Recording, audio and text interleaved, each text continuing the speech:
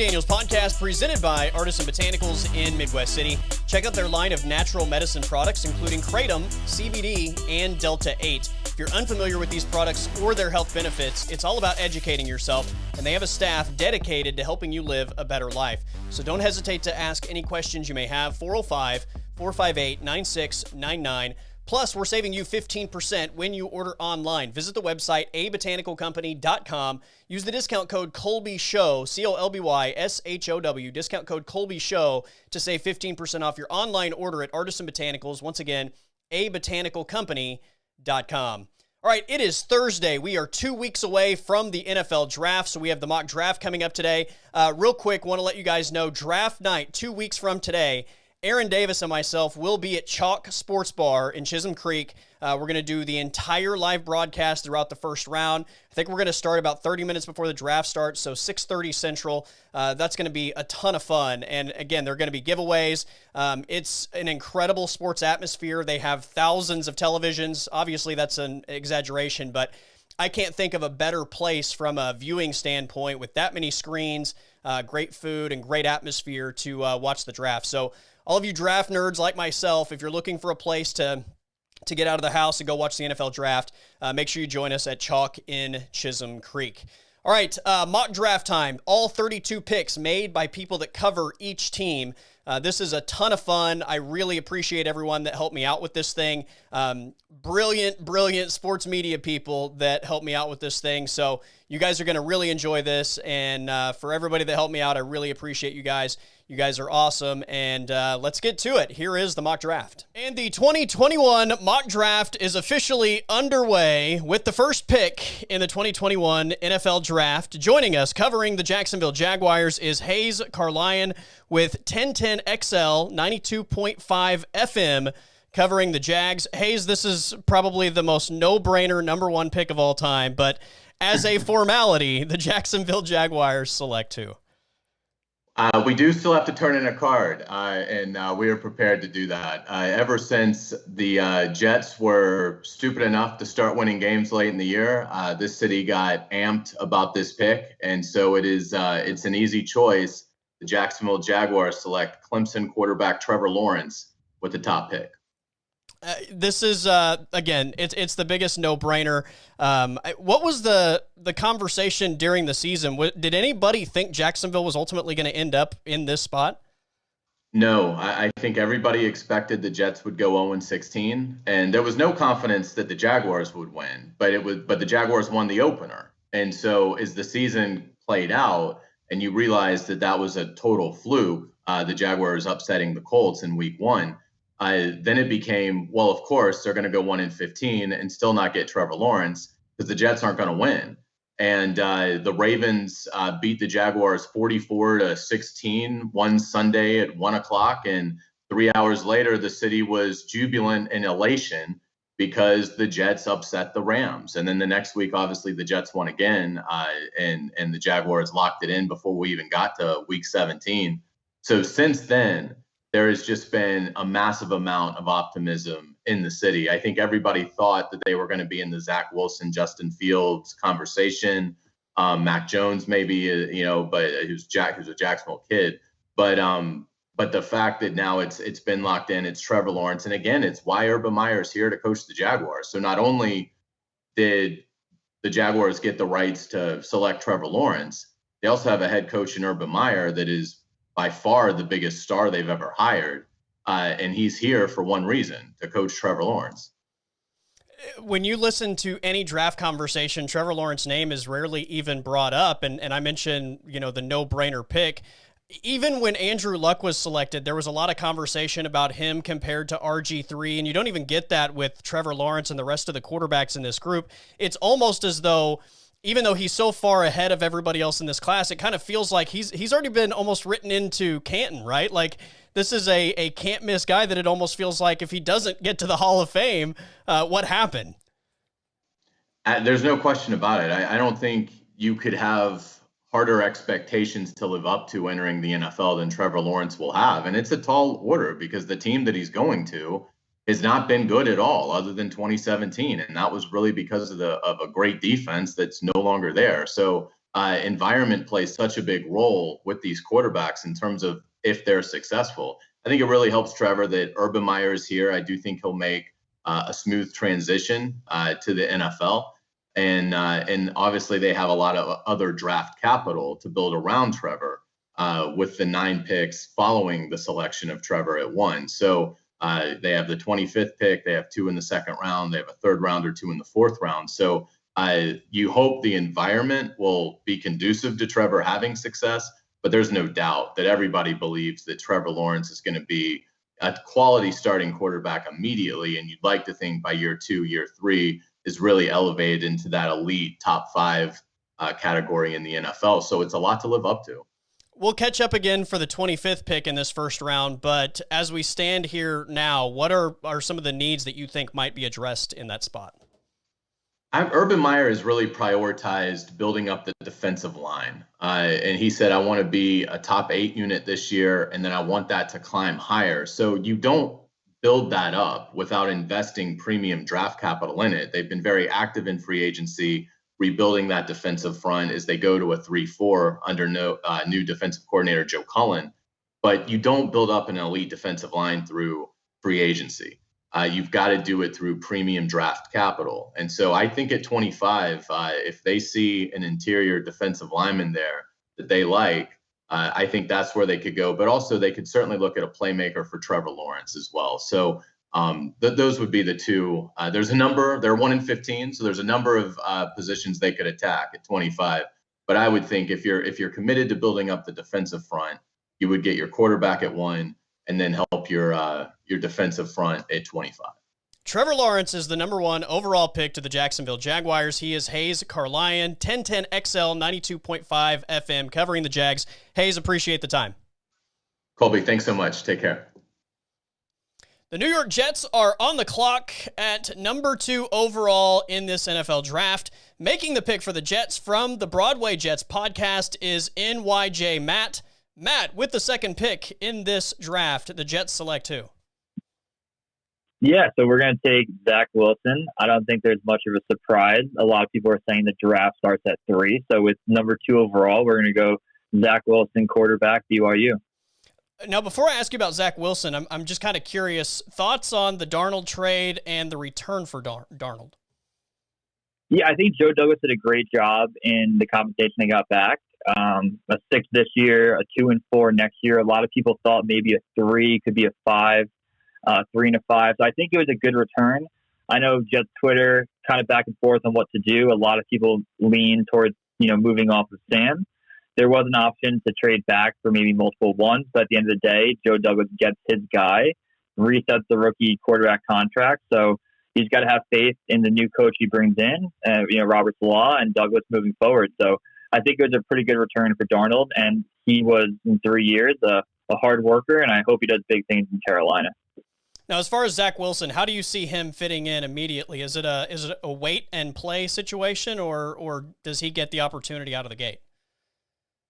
Yeah, top 5 pick, I think you have to put him out to start week 1. And if in practice and in training camp you don't think he's ready, then you go ahead and you bring in a veteran, start them. Like Jets, we're looking at Brian Hoyer. I know there's some good veterans out there. I think if you're a top 5 pick from day 1, you got to be ready to go. So I would love for him to go out there with some newly added weapons and some better talent than Darnold has. So I think Zach Wilson, day 1, should be the starter. And for me, I'm just looking for those big plays. He gets out of the pocket. He can make plays downfield. But overall, if he's in as a rookie, he's steady. He's making good decisions. I'm just looking forward to seeing him fling it and start week 1. This one, obviously not a mystery, but there's another first-round pick to be made for these Jets. Before we get there, and we'll see what the board looks like at that point, but what are maybe some positions that you're looking at getting at that point? Yeah, I think this is kind of a popular opinion, but just for me personally, I think the Jets only can focus on 2 positions at the 23rd pick. I think you have to go corner or you have to go interior offensive line. I think you address receiver enough in the offseason and free agency. Maybe you take a receiver in day 2 or day 3. But at 23, you need to improve the offensive line, and you didn't really address corner in the offseason at all. So for me, I think it has to be between those 2 positions. Zach Wilson, quarterback BYU, is the pick for the Jets at number 2. He is NYJ Matt from Broadway Jets podcast. Matt, we'll catch up again as we get closer to the Jets' second pick in this first round. Awesome. Sounds good. Thank you very much.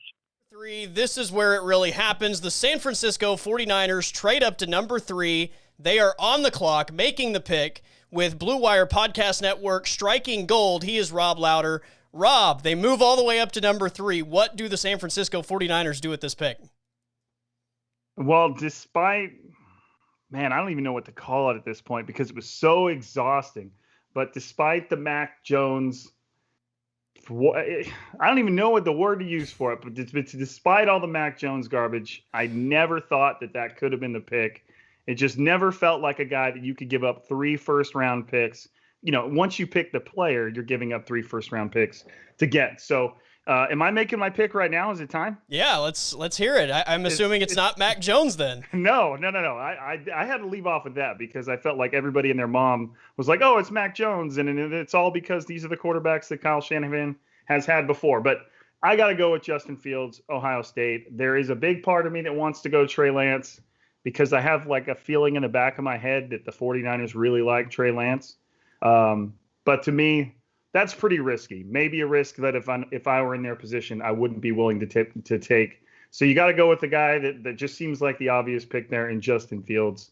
I mean, that type of guy in Kyle Shanahan's offense would be what everybody wants to see. So, and I felt he was the only quarterback out of the 3 that can get you out of the conversation of having the worst quarterback in the NFC West. Maybe not immediately, but eventually. So it was easy for me, and I couldn't wait to say not Mac Jones.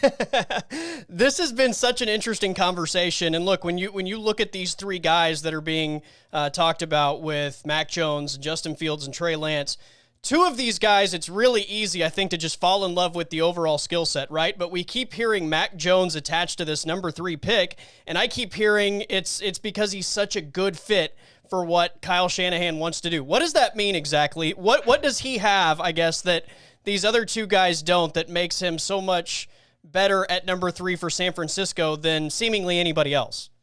And what's funny is, and you're 100% correct. That's what they would all say is, "Oh, he's a great fit." And I'm like, is he a great fit, or is he just closest to what Kyle Shanahan's had up until this point?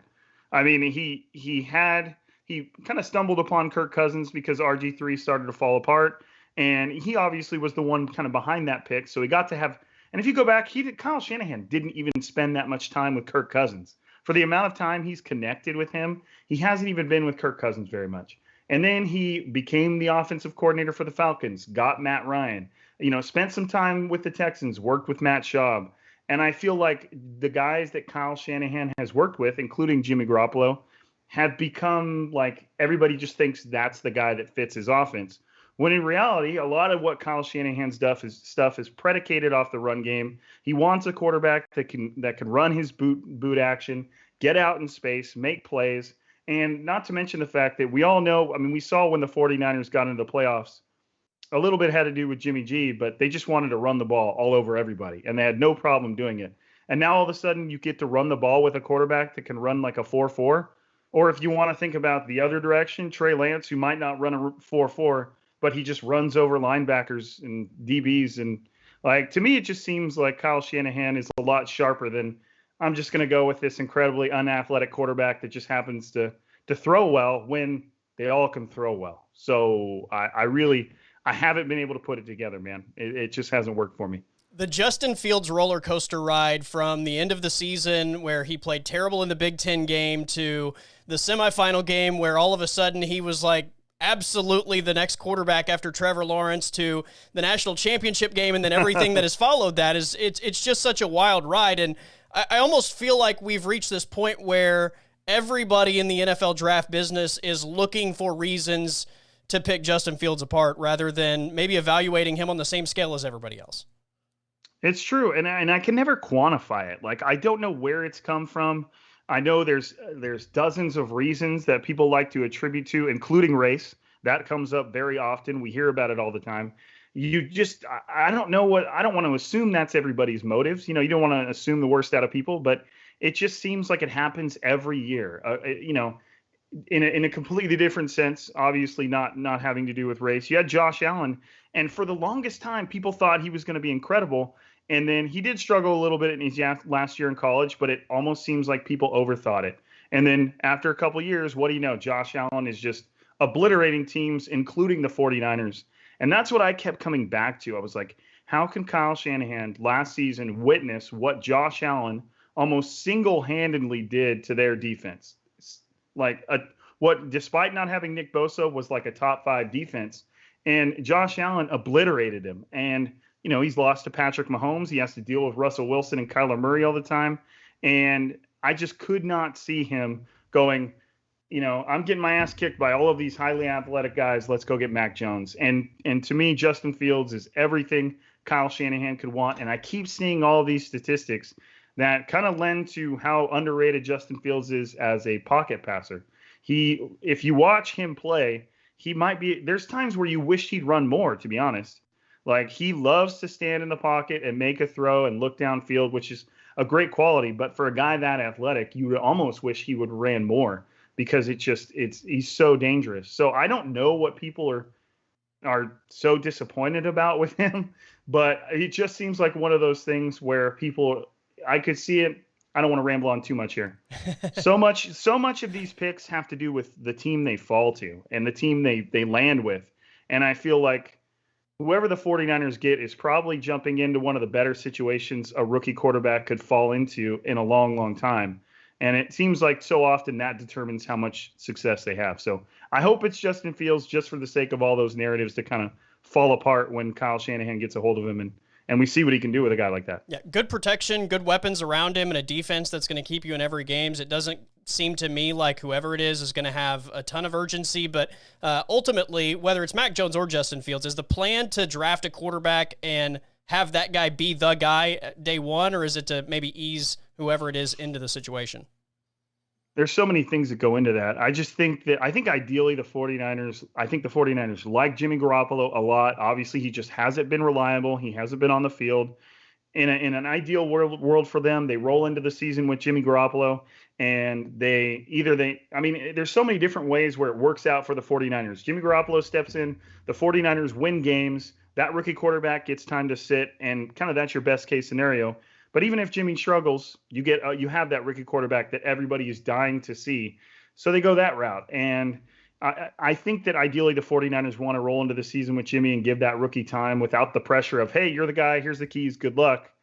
But at the same time, if another team comes along that maybe has a high second-round pick, or their best case scenario, a late first-round pick, and they're like, all right, we'll take him, then I don't think they're turning that down. I think that they'd be fine giving it to the rookie at that point. The draft starts at number 3, and in this mock draft, number 3 is Justin Fields, quarterback, Ohio State, to the San Francisco 49ers. From the Striking Gold podcast, he is Rob Louder. Rob, appreciate the time as always. Hey, man, it's a pleasure. Do it again next year. I'll look for the mushroom cloud out west if they call Mac Jones' name. Oh, man. Joining us is Kevin Knight with thefalcaholic.com. Kevin, the Atlanta Falcons are on the clock with the number 4 pick in the 2021 NFL Draft. The Falcons select who? The Falcons will be selecting quarterback Trey Lance from North Dakota State with the 4th overall pick. Quarterback here. So this has been quite a bit of speculation about whether they would pull the trigger on a quarterback in this spot. I guess my question would be, how much is this dependent on whether it's Trey Lance that's available, or do you think it has anything to do with who's on the board? It definitely has something to do with it. Me personally, I can only go off of what I know, and what I know is that I would be very happy selecting Justin Fields here in particular. I suspect he's secretly the quarterback they want. They have not been connected to him or made much of an overture to make it clear that they like him, which is suspicious to me because they've been around all the other quarterbacks. But I also think they really like Trey Lance, and the Falcons are one of those teams that can afford to sit Lance for a year, which I think is an ideal situation for him. So to me, those are the 2 players at the top of my board. If for some reason they were both gone, which is not possible in my opinion, considering what we know, right, then they'd probably consider Pitts there. But really, I think the second most likely thing, if the quarterback they want isn't there, is some sort of trade down. I know that wasn't an option in this mock, but if someone gives them a suitably ridiculous offer for Trey Lance, that could be an option as well. How close is Atlanta right now to a tear down? I don't know that they're really going to tear everything down. I think they're looking at a 2 to 3 year window where they really want to be competing for playoff spots in 2023. But they're in a really bad spot with Matt Ryan's contract because the previous regime just kept basically using it to get easy money every year. And then they left the new regime with no choice. They had to restructure it again just to get enough space to sign 53 players they don't even have enough to sign the draft class at this point. They're going to have to make more moves. So don't necessarily take the big restructure as like a sign that they want to keep Ryan, but they're not keeping him at $48 million next year. I'll tell you that. They're either going to extend him or they're going to cut, trade, and move on, depending on probably what happens with this pick. So, what are the other draft needs that you feel like have to be addressed, at least in the first couple rounds of this thing? I strongly believe they're going to take an interior offensive lineman in the second round. That's kind of where the meat of that position is. I think Creed Humphrey is a name, Wyatt Davis, Landon Dickerson from Alabama. One of those guys is going to be there at 35. They have not done anything to address left guard. Like, they've done nothing. So they're kind of signaling that they plan to take a player there. They were sniffing around David Andrews, the Patriots center, who ended up going back to New England in free agency. So I think they're very interested in interior offensive linemen, edge rushers, cornerbacks. Safety is a huge need. I would be shocked if they don't come away from day 2 with a safety. And then a running back they need. Not quite as bad since they signed Mike Davis, but that one's definitely up there as well. The Atlanta Falcons, with the number 4 pick in the draft, take Trey Lance, 4 quarterbacks in a row to start this mock draft. He is Kevin Knight with thefalcaholic.com. Kevin, appreciate the time, and we'll catch up again soon. Absolutely. Thanks for having me on. The Cincinnati Bengals are on the clock with the 5th overall pick. We are joined by Tyler Dragon, covering the Bengals from the Cincinnati Enquirer. Tyler, with the 5th overall pick, the Cincinnati Bengals select who? Well, with the 5th overall pick, the Cincinnati Bengals select LSU wide receiver Jamar Chase. They believe that he is going to be an excellent player and reunite with Joe Burrow, his former quarterback at LSU during their 2019 national championship season. Now, this is a little bit of a surprise. Let me first ask you about the offensive line situation, because I kind of feel like throughout this draft process, everybody on earth has penciled in an offensive lineman for the Cincinnati Bengals on the heels of Joe Burrow getting injured. So what's the thought in terms of the offensive line situation with this 5th pick, and is it a situation where maybe they address that later? Well, let me be clear. If I was the Bengals GM, I would draft left tackle Penei Sewell out of Oregon. I believe offensive line is their biggest need. As you just pretty much stated, Joe Burrow was sacked 32 times last year.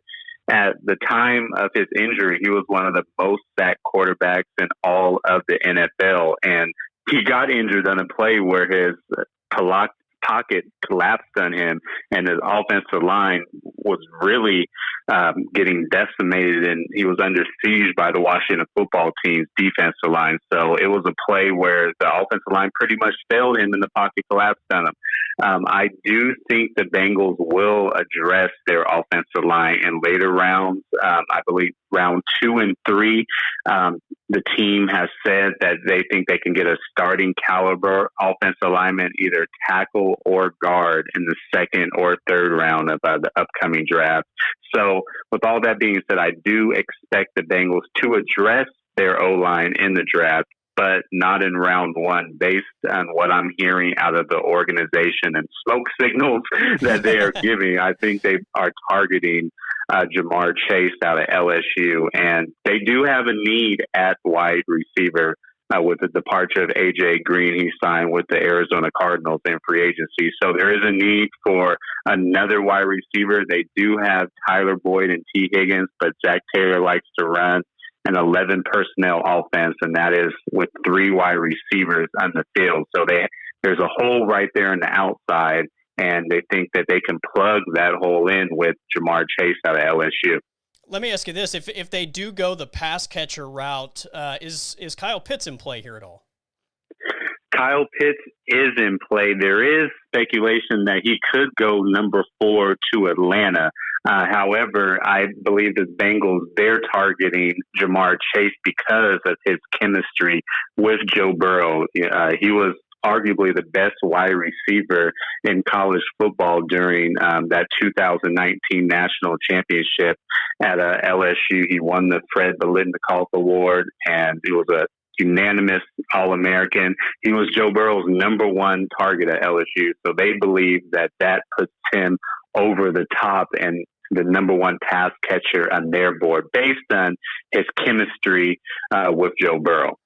Jamar Chase, wide receiver, LSU, is the pick at number 5 to the Cincinnati Bengals. Covering the Bengals from the Cincinnati Enquirer, he is Tyler Dragon. Tyler, we really appreciate the time. Thanks for having me on today. With the 6th pick in the 2021 NFL Draft, the Miami Dolphins are on the clock. Making the pick for us is Lewis Sung with 5 Reasons Sports Network. Lewis, this is a pretty interesting pick. Who are you going with at number 6? So the pick, quite frankly, is a very easy one for me. It's not even something that I'm going to think twice about, quite frankly, and I'm so glad that the board fell this way because it takes a lot of the pressure off the wide receiver situation, because I am picking out of Florida the tight end known as Kyle Pitts, and quite frankly, I am so excited because he seems to be the kind of weapon that can change an offense instantly. From the very beginning, like for the longest time, I have been desperately begging for this double tight end set that the New England Patriots were successful with for so long. And now that we have a Brian Flores, who for all intents and purposes, you can't say that he's anything but a Bill Belichick protege. I'm hoping that he's seeing the potential that having Mike Gesicki and Kyle Pitts on the same field at the same time can be. And let's be clear about something. For all the love that I like to give Mike Gesicki, because he's really come onto his own since he became a weapon instead of a blocker, which Adam Gase, again, just it makes me mad to think about it. But Gesicki has great catch radius, he's all that stuff, but he's just not nearly as smooth, as fluid as Kyle Pitts.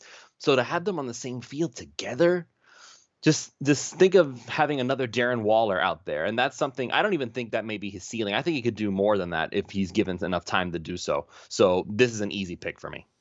Let me ask you this, because Jamar Chase went with the selection before this. If Jamar Chase were on the board, would that have changed your mind? Because I've seen a lot of people penciling Jamar Chase into this pick. Is it Kyle Pitts no matter what? For me, it was Kyle Pitts, regardless of whether Chase was there or not. This draft is full of wide receivers, and I mean stuffed to the gills with wide receivers. And the other thing that you have to take into consideration, and I don't think anybody's giving enough notice to this, what kind of a wide receiver is Jamar Chase? Is he the speed receiver? No. Is he the crisp route running receiver? No. What do they always say? I'm not saying he can't do those things. I'm not saying he doesn't have it. But what is it that they always point to when they say, this is Jamar Chase? His physicality, his ability to win at the line, his ability to basically get physical with his defenders. Okay, that's fine, but is that not what Devontae Parker does? Is that not what Preston Williams does? So you already have guys who are built to do that on the roster, and they're going to be competing for roster spots. Don't misunderstand for even a second. So what we need to look for is somebody who can either add a new wrinkle to it, because Pitts, technically speaking, is not a wide receiver. He's going to be used as such as a pass catcher, but he is a tight end. But in the sense of Chase, he's a wide receiver. That's where you line him up. That's where you use him. So that means that you're going to basically have 3 wide receivers who do the same thing. If Pitts had been taken and Chase was gone too, I would have wanted the Dolphins to trade back and see if they can get their hands on Jalen Waddle or Devonta Smith, because I think we can get both of those guys a little bit later on in the draft. So that's why, for me, Pitts was the answer no matter what. We need somebody who can add something different to the table, not more of the same. Miami will have another first-round selection. Obviously, we've got a ways to go before we get there, but what are some possibilities positionally that you would be considering there? So at that point, I'm either looking at running back, and I'm not sure that the Dolphins agree with this philosophy based on how they've been treating running backs in the past. But if it were me, I'd pick Najee Harris. I want it's not even just because I think he's the best running back in this draft. Maybe I'm wrong on that. Maybe it is Travis Etienne. Maybe it is some of these other guys, Javonte Williams. But I want to give Tua at least a little bit of that familiarity from Alabama and what made that offense work when he was there. You've seen all the reports that Najee Harris and Tua, they consider themselves like blood brothers and stuff like that. Well, that's great. Terrific. I would love to be able to give you somebody that you know very well, that you have this familiarity with, that you have this chemistry with right off the bat. So already you feel like, okay, I'm home again. Let's go ahead and make this work. Now, if that doesn't work and Harris is taken already for some reason, or maybe the Dolphins, again, they don't decide to focus on running back so much, then since we took Pitts at tight end, I will try to look wide receiver. I will see if maybe we can get our hands on a pass rusher, Gregory Rousseau, for instance. There's an option there if he's still available. So, or again, try to look at that offensive line. You always got to think about the offensive line in Miami, because that always seems to be a question mark. I'm not saying Austin Jackson was a mistake. I'm saying he needs to grow more. Robert Hunt, same deal. Solomon Kinley, same deal. Everybody has work to do. But if you can find a place to upgrade there, then I'm looking at need and potential talent. That's why I take Pitts first, because while it may not be a need, there's so much potential there to make such a strong offense at 6. So, and after that, well, let's see how the board falls. Home run with the Kyle Pitts pick. I think he's the best non-quarterback in this draft. Kyle Pitts, number 6 to the Miami Dolphins. He is Lewis Sung with 5 Reasons Sports Network on the mock draft. Lewis, always appreciate it. We'll catch up again a little bit later in the first round. All right, sounds good. See you then. The number 7 pick in the draft belongs to the Detroit Lions. Joining us from the Detroit Free Press is Dave Burkett. Dave, with the 7th pick, the Lions select who? Maybe a little bit of a surprise, but the Lions are taking Oregon offensive tackle Penei Sewell at number 7. Most feel like this is the best offensive lineman in the draft. They acquired Jared Goff in a trade this offseason. I guess my biggest question to you would be, do they feel so good about Jared Goff that if Trey Lance or Justin Fields were on the board, they would say, you know what, we like our position? How do you feel their evaluation of that situation would be? Yeah, that's a really good question, and that's something that I'm still trying to get an answer for, because I think the Lions still need a long-term solution at the quarterback position. I think if you caught them in an honest moment, they'd say the same. But you're right. Look, I mean, Jared Goff's 26 years old. He played in the Super Bowl a couple years ago. He has a history with Brad Holmes.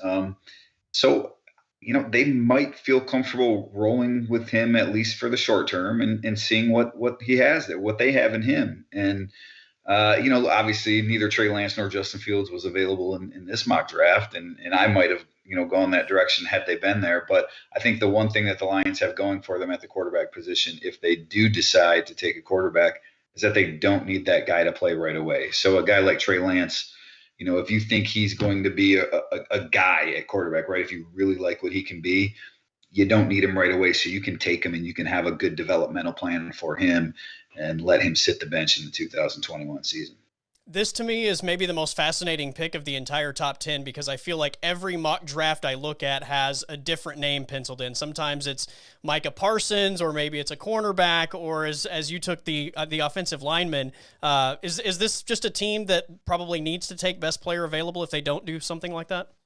I think, that's what it comes down to, is that they have a lot of holes. So you can really go anywhere, and you're picking that high. You don't want to pass on blue chip talent. I think, when I look at the draft for the Lions, it really, there's going to be 3 quarterbacks go with the first 3 picks. We all know that. If there's 4 that go in the first 4, that's going to leave the Lions with one of, Penei Sewell, Jamar Chase, or Kyle Pitts. And I don't think they would, discriminate based on position. I think they would take whoever is left among those 3. The one caveat being, if they really do like a quarterback or really do want a quarterback, and that guy is left there at 7 for them, then you take that position. So I think that's what it comes down to for the Lions. If only 3 quarterbacks go, and then all 3 of those top, players that are non-quarterbacks go, I think that's when the Lions have a bit of a decision to make. So no Mac Jones love affair is what you're telling me. I haven't got that sense. I mean, Brad Holmes, look, the Lions' new general manager, he was at the pro day for Trey Lance. He was at the pro day for Justin Fields. He was at the pro day for Zach Wilson. I don't know for sure that I don't know that he was at the pro days for Mac Jones. Doesn't mean that he wasn't there. I just don't have that confirmed yet. But regardless, Dan Campbell has a stated preference for getting a mobile quarterback, one that has some athleticism. So I think a guy like a Trey Lance or maybe even a Justin Fields would fit better into that for the Lions. Penei Sewell is the pick, offensive tackle from Oregon, number 7 overall to the Detroit Lions. From the Detroit Free Press, he is Dave Burkett. Dave, always appreciate it. You got it. We'll do it again. The Carolina Panthers are on the clock with the number 8 pick in the 2021 NFL Draft. Joining us, covering the Panthers from DraftTech.com and the C3 podcast, he is Cody Lashney. Cody, with the number 8 pick, the Carolina Panthers select who? The Carolina Panthers are going to select Rashawn Slater, left tackle from Northwestern. And this is something the Panthers have sorely been in need of for a long time. Now that the most recent Sam Darnold trade has sort of taken us out of the quarterback conversation, this is a huge position of need for the Carolina Panthers, one that they frankly failed to fill during Cam Newton's tenure in Carolina, and one that they pretty much have to get correct if they have any chance of rejuvenating the career of Sam Darnold.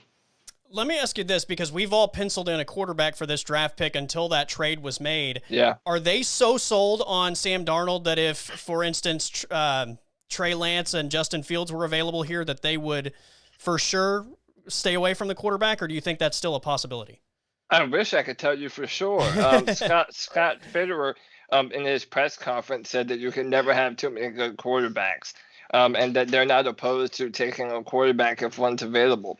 The problem is I just don't know how their draft board looks. And what I seem to think is that the coaches in Carolina have seemed to place their bets on Sam Darnold's misfortunes were due to a terrible head coach who every player who leaves his tutelage goes on to blossom under someone else.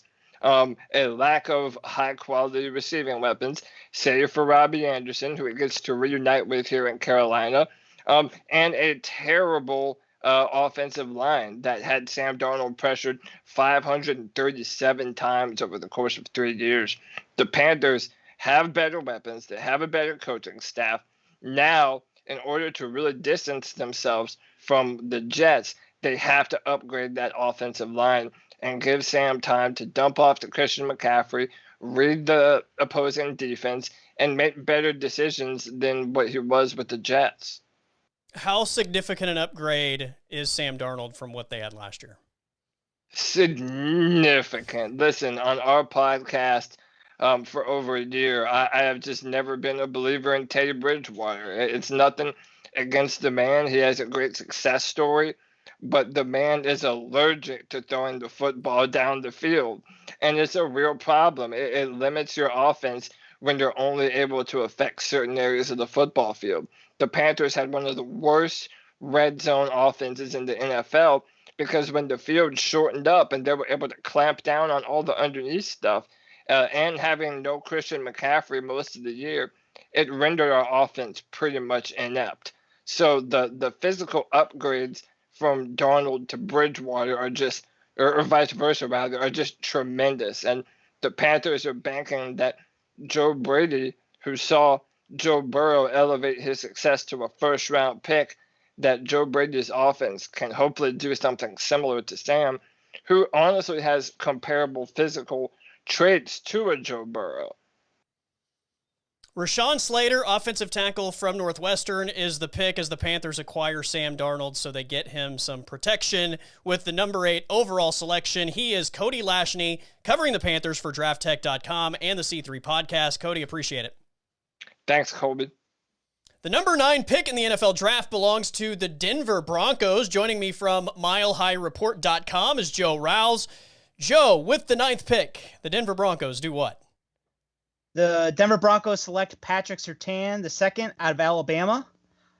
Looking at our secondary, we just believe that he can step in if need be as a rookie.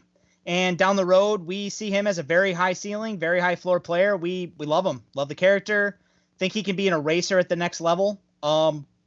Pedigree, everything. So easy pick for us. How much of that is best player available? How much of that is need, or is it a combination of both? A lot of it is best player available. Because we signed Kyle Fuller and we got Ronald Darby, we actually have cornerbacks for this year, we think, barring health, obviously. But at the end of the day, it's a passing league. Cornerbacks are never going to be more valuable than they are now. And we're looking ahead a little bit. Kyle Fuller's on a 1-year contract. Bryce Callahan's contract expires after this year. Surtain gives us a guy who can step in as a starter next year. And if any sort of injury strikes, we believe in him. There's been a lot of talk about 5 quarterbacks potentially going in the top 10. The Denver Broncos are obviously the last of the top 10 teams that could be in the market for a quarterback. You didn't choose Mac Jones, who was the only one available, but my question would be, if it had been Trey Lance or perhaps Justin Fields that slides down, is the pick any different? Yes. Both Justin Fields and Trey Lance are higher on our board than Patrick Surtain. If we had actually tried to call up to try and get Justin Fields, just didn't work out in our favor. We wish him all the luck. But no, the big issue we have with Mac Jones is just we don't see him as a huge upgrade on Drew Lock immediately. And we would rather give Drew Lock an honest chance than get kind of stirred up into a giant controversy with quarterbacks and then potentially be locked into this situation for the next couple of years anyway. We're going to give Drew Lock a chance, probably go and try and find a veteran backup competition maybe. And if we need to look at a quarterback in 2022, we will. Before I let you run, what are the needs that you feel like Denver has to address in the early rounds of this draft? I would really like to try and see if we can get a linebacker in round 2. I thought about Micah Parsons, but I really like this class. I also think we definitely could use a right tackle. Juwan James has played 65 snaps for us over the last 2 years. He opted out last year. Can't hold that against him, obviously. But we don't know what the future holds with the contract situation. We would like to get a developmental right tackle who can eventually step in and be a starter. Patrick Surtain II is the pick to the Denver Broncos, 9th overall in our mock draft. He is Joe Riles, MileHighReport.com. Joe, always appreciate it. We'll catch up again soon. Yeah, thanks so much. The Dallas Cowboys are on the clock with the 10th pick in the NFL Draft. America's team selects John Machota from The Athletic. Who do the Dallas Cowboys take? They take J.C. Horn, the cornerback out of South Carolina, and it's just because the options that were left are really pretty close to worst case scenario for the Cowboys. I mean, literally when you sent me the picks, I was just looking at, and like literally the 4 guys that all went right before the Cowboys picked are all the ones that you would look at would be perfect. Patrick Surtain, he goes right before the Cowboys to Denver. That's the perfect fit. I think most mock drafts that you'd look at would have Patrick Surtain going there. Corner's a huge need. So with Surtain gone, J.C. Horn's probably the next guy there. So in the scenario you gave, this would look like a great opportunity to trade down, to be honest with you. And Mac Jones is still available. Like in this situation, if the Cowboys are faced with this, maybe getting the Patriots from 15 to come up to get Mac Jones would make a lot of sense. But yeah, Kyle Pitts, Penei Sewell, Rashawn Slater, Patrick Surtain, all those 4 going right before the Cowboys. Like each one of those makes perfect sense for the Cowboys. Not that J.C. Horn's a bad consolation prize, but yeah, out of what you gave me, I think Horn's the best route for them. Yeah, for sure. Let me ask you this. As far as Surtain being available, do you get the feeling, because I think most people view cornerback as the biggest immediate need. Obviously, there is a need at tackle. If the tackles and Surtain are all available, in your mind, do the Dallas Cowboys value getting one of those premier tackles ahead of a guy that could start at corner immediately? Well, actions speak louder than words, and their actions have been for a long time that if it's close, they'll usually lean towards the offense. And if last year would have been different, I would say no. But because you lost Lyle Collins for the entire season, you lost Tyron Smith for 14 games, and he's missed 3 games in each of the previous 4 seasons before that. So offensive tackle makes sense. I mean, that's a position that they've coveted, that they've, their offensive line in general, they've spent high picks on. So as much as Cowboys fans want to see them finally address this defense, I think that they would probably lean towards the offensive tackle there. And honestly, the way this draft is set up, there still should be starting caliber corners when they go on the clock in their 2nd round pick. I doubt that there's going to be a starting caliber offensive tackle unless something unforeseen happens. And so if Penei Sewell or Rashawn Slater are there, I think they would lean in that direction. Where it gets really wild is if Kyle Pitts is there. And it's like, are you really going? You needed defense last year, and you took CeeDee Lamb in the 1st round. Well, you need defense this year, and then to add another offensive weapon like that It would be a very mixed bag here in Dallas on that. I think the consensus amongst fans right now is they hope Patrick Surtain gets there, and then you can pair the two Alabama corners with Surtain and Trayvon Diggs together for the next, 5, maybe 10 years. Look, Kyle Pitts, I think, is the best non-quarterback player in this draft. I think needs aside, that just seems like a no-brainer no matter who you are. Certainly with what the Cowboys did a year ago with CeeDee Lamb, they've shown that if they value you high enough, they'll pull the trigger anyway. As far as Kyle Pitts, there's a little bit of smoke around Jerry Jones being so infatuated with him that he would even trade up. That seems a little far-fetched to me given how many needs the Cowboys have and what it would cost to move up. And look, there is a possibility that a bunch of quarterbacks get taken and maybe Pitts is available at 10, but just speak on the likelihood that Dallas would consider giving up draft capital to move up in this top 10. Yeah, I think Kyle Pitts goes top 5, and so I don't see them parting ways with enough ammo, even though they do have it this year with their 10 picks. I don't think that they would want to get up to 5. Now, if he was to fall to maybe 7 or 8, and they were trying to get up there maybe, and he was still available, I don't think you can count it out. But there is a perception with Jerry Jones that he kind of just does whatever he wants, and that's not really the case, and it really hasn't been. I mean, the Cowboys have stuck to their board and drafted relatively well for the better part of the last decade. And as bad as things were last year for the Cowboys, if you were to point to one thing that went well, it was their draft. I mean, they really drafted and let the board kind of come to them. They really didn't reach for anything. And so while it makes headlines because of who Jerry Jones is, and then you mix in a guy like Kyle Pitts with this offense, and it certainly would make it one of the best, if not the best offenses in the league if that was to happen. I just don't see it, and mainly it's because, like I said, I think Pitts goes top 5, and I think it would just cost too much to get up there. To get from 10 to 5, what you'd have to give up, I just think you would really only do that for a quarterback. Agreed. Because of the draft success a year ago, what's the draft plan for Jones? Is he going back to the draft yacht? I mean, to me, that makes all the sense in the world, right? Try and recreate the magic. Yeah, with how well it worked last year for them, I would think that he would have to at least consider it. But I'll say this. Just being around Jerry for the last, 10 years, he is such a people person that I can guarantee you that the pandemic has hit him pretty hard because of the fact that he just genuinely likes to be around people. And he genuinely likes just talking to people. And I'm sure being on that yacht, although it got good results, he loves being in that draft room with everyone and talking over scenarios and things like that. I mean, that's one of the things that he really enjoys about being, the owner and general manager of the Dallas Cowboys. And so while that makes a lot of sense, and if we had that yacht, we probably would be doing that. But no, I think he's looking forward to getting back in the draft room this year. And Mike McCarthy too, he was out in Green Bay. He went back home to Green Bay during the draft last year because everything was done virtually. I think you'll see him back in Dallas too. I think it'll be more like a traditional draft room. It's the worst case scenario for the Dallas Cowboys. J.C. Horn, number 10 to the Dallas Cowboys. Joining us from The Athletic is John Machota. John, always appreciate the time. We'll catch up again soon. Anytime. Thanks for having me on. The New York Giants are on the clock at number 11, and making the pick from GiantsCountry.com and Locked on Giants podcast is Patricia Traina. Patricia, at number 11, the Giants will select who?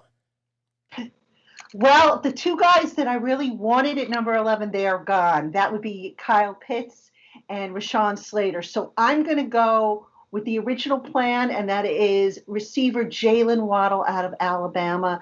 And I'm picking Waddle because, look, in terms of need, the Giants, to me, I mean, you can never have too many receivers. And their scoring offense last year, I don't have to tell you, it was one of the worst in the league. I think it was ranked 31st. So you bring in an extra receiver. Now, what I like about Jalen Waddle is he could play both inside and in the slot. So he gives you that versatility. And I think that's important because, even though the Giants just signed Kenny Golladay to a long-term contract, they also have John Ross to a one-year contract. This way they have additional reinforcement. Sterling Shepard is getting up there, in age. He's missed part of those last 2 seasons due to injury. John Ross is only here for 1 year. You have Darius Slayton, who's a young up-and-comer. So, down the line, I could see a potential threesome of Waddle, Golladay, and Slayton, if the Giants decide to move on from Sterling Shepard. I've been fascinated by the Jalen Waddle Devontae Smith debate throughout this draft process. Is it the versatility for you with Jalen Waddle to take him over Devontae Smith? Yeah, absolutely. I mean, at number 11, if you're going to pick a guy, to me, he better be versatile. You know, you want to optimize that pick. And I think Devonta Smith has had some snaps in the slot, but not as many as Jalen Waddle has. So I just would give the nod to Jalen Waddle because he has played more slot snaps. He could also play outside, like I mentioned. And, you know, both of them are very productive receivers. It was a tough decision to make, but I'm going with the versatility. The Giants, like most teams that are selecting high in the draft, have multiple needs. So what are some other positions that you could potentially see addressed with this pick? Well, I would have liked, like I said, offensive line, but the only guys for offensive line at number 11 I would have considered had they been there is Penei Sewell of Oregon and Rashawn Slater of Northwestern. The Giants' offensive line is not yet settled. You know, we don't know who's going to play right guard. We're not quite sure if, you know, Matt Parrott is going to play right tackle or how that's going to work out.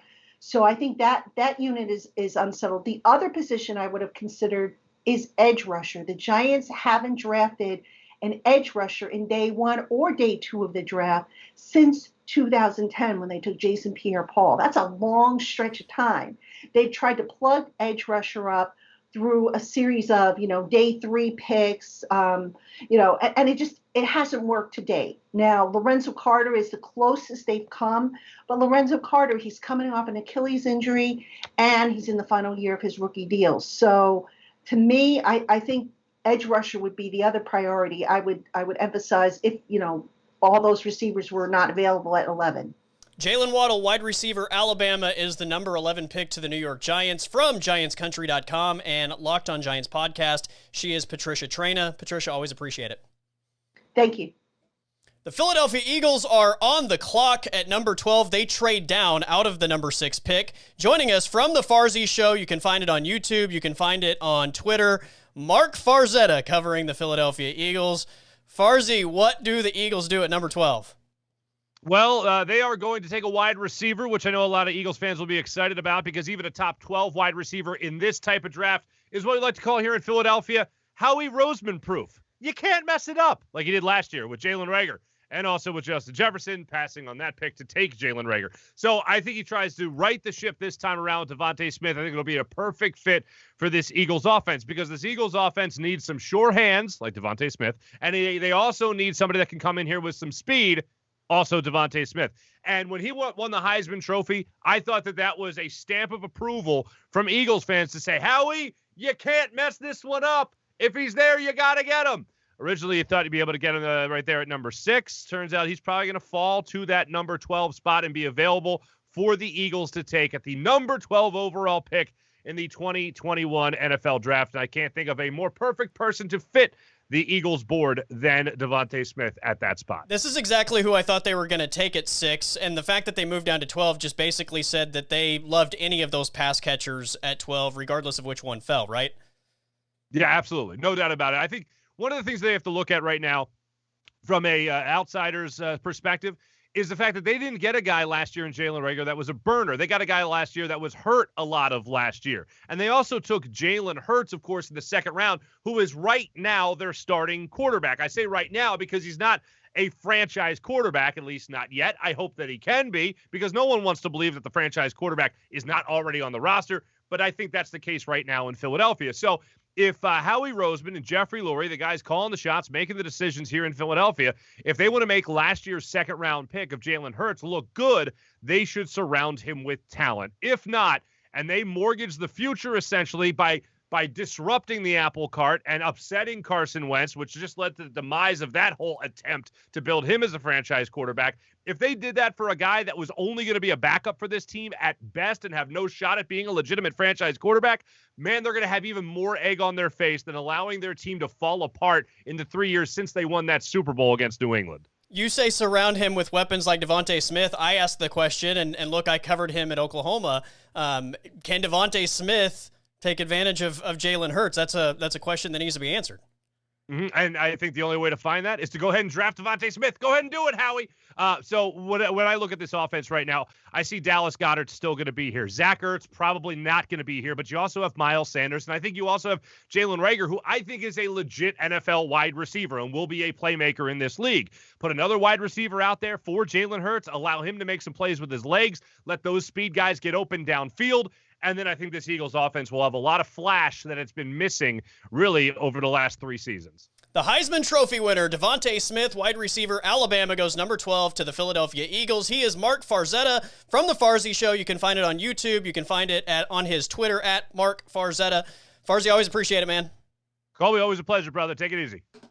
The LA Chargers are on the clock at pick number 13. Joining us from the Orange County Register is Gilbert Manzano. Gilbert, with the 13th pick in this NFL draft, the Chargers select who? Elijah Vera Tucker from USC. They're going to keep it local and get versatile with an interior lineman and left tackle. I like this pick a lot. Let me ask you this. Is this a situation where it's best player available? Is this a situation where it is a need pick, or is it maybe a combination of both? A little bit of both, because it would have been enticing if Jalen Waddle or Devontae Smith were there, good wide receivers, but they don't feel a need. Now, the need and the home run pick would be Rashawn Slater and Penei Sewell. You get everything. But the next guys for me, you're talking about need. Left tackle, Elijah Vera Tucker. Now, best player available is still Tucker because that versatility on the inside. This guy could be a future all-pro as a guard.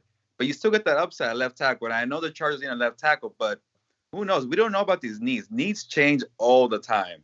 You'd rather have a cornerstone playing in the interior for the next 10 years, and you're set. And, hey, he gets hurt, move him to the left side, see how that works out. But I think he could play both positions. I think for the Chargers, we have a lot of injury concerns. The more you can do, the better. I can't imagine anybody expected exactly the season that we got from Justin Herbert a year ago, but, I mean, he was so good, in fact, that it kind of felt like he masked a lot of the issues on that offensive line. Yeah, and that's why, it's good to see the Chargers not just, relying on Justin Herbert's arm to kind of, it was a very bad offensive line a year ago, but he made them look better. So you can't just rely on him to do everything. But now you got to think about the next 4 or 5 years. And, yeah, you sign some veterans, but veterans get kind of old fast in the NFL. You get a young stud like Vera Tucker to kind of be with Herbert for the next, 5-6 years. You're well off. And I know, there's concerns about Vera Tucker at left tackle, but you ask every draft expert, they say, and then inside and the interior, he's a future all-pro. And I don't get, what's wrong with that as a kind of a safe floor. Absolutely.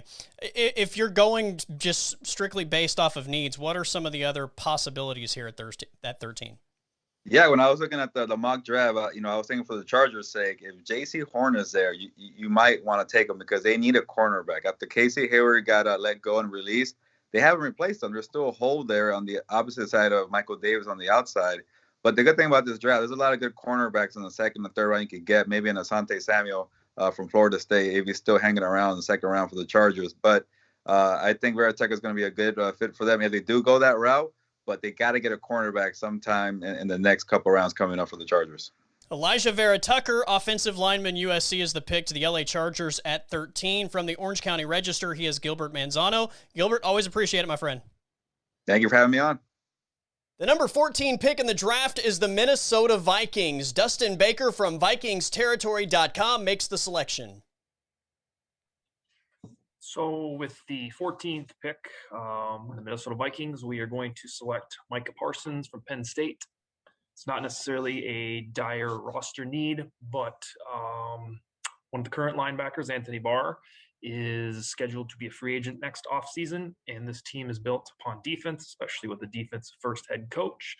Therefore, they won't let this best player available be passed up at number 14. And Zimmer gets his Barr replacement. The defense gets better, and hopefully they'll get some offensive linemen in the later rounds or have some sort of free agent plan that has not yet come to fruition. Parsons, 14. Micah Parsons, linebacker, Penn State, goes to the Minnesota Vikings with the number 14 pick, thanks to Dustin Baker with VikingsTerritory.com. The New England Patriots are on the clock at 15. Joining us from touchdownwire.usatoday.com, he is Mark Schofield. Mark, I think your exact words were worst case scenario. At number 15, the New England Patriots select who? They select Mac Jones. But when you sent me this board and I saw the way the first 14 picks went, it was a literal like lump in the throat kind of moment, because I was just like, man, if the board falls this way, Mac Jones would probably have to be the pick. I'd imagine that if it were to play out like this, they'd try to trade down. New England has a big gap between their pick at 46 in the second round and the Brady comp pick at 96. There's a gap of 50 picks there that they might try to fill in, especially if the board fell this way, but even if the board doesn't fall this way. But Mac Jones at 15, I can live with it. If they have to go trade up to get Mac Jones and give up future first round picks or something like that, then I think it's a price too steep for the Patriots to pay. But Mac Jones at 15, I can live with it. Accurate passer, moves well in the pocket, understands protections, understands offense. I could live with it at 15. There are some other names you could consider here. You could consider, say, a Rashad Bateman, right? The wide receiver from Minnesota, who they do have a need at wide receiver. They've missed on wide receivers in the past, but now with the Edelman retirement, there's still questions about the wide receiver position, so I think that would make some sense. Caleb Fairley, the corner from Virginia Tech, obviously he has the back issue, but I know they have J.C. Jackson. I know they have Stephon Gilmore, but there are expectations that they might need to move one of those players. Jackson's entering the final season of his rookie deal, and so getting a corner might make some sense. But we'll go with the quarterback here and hope that we can get him coached up and ready to play in the NFL. It's interesting. Mac Jones is a guy that maybe Kyle Shanahan seemingly is the only guy on planet Earth that seems to just love this guy. The 49ers in this mock draft didn't want him. And it's kind of one of those things, I think, when I talk to people, everybody's just kind of like, Mac Jones. Okay, if I end up with him, fine. But it's not really hit the skill set, I think, compared to guys like Justin Fields and Trey Lance just doesn't wow you, right? Is that the thing? Yeah, Colby. I think that's right. He's one of those guys that, you can look at him and say, yeah, he can run the offense, right? He's going to make the right throws, make the right decisions, check the football down, but he doesn't really look like the kind of player that can transcend an offense, that can raise the level of play and everybody around him, that can give you an extra element of that athletic ability, that he can be a factor of the run game, that he can scramble and extend and make plays. And the ability of a young quarterback to extend plays, it's a huge thing for young QBs because it gives them more time to read concepts and allows them to sort of make better decisions with the football. Jones doesn't offer that the way guys like Fields and Lance and some of the others do. And so that's why I think a lot of people are like, yeah, I'd love to get a Fields or a Lance. If I'm in a position where I have to draft Mac Jones, like, okay, we can make it work. But those other guys sort of transcend schemes. This guy's a bit more scheme dependent as a QB. My buddy Eric G was on the podcast with me this morning. He's a big Patriots fan, and as he signed off, he said, Zaven Collins to the Patriots.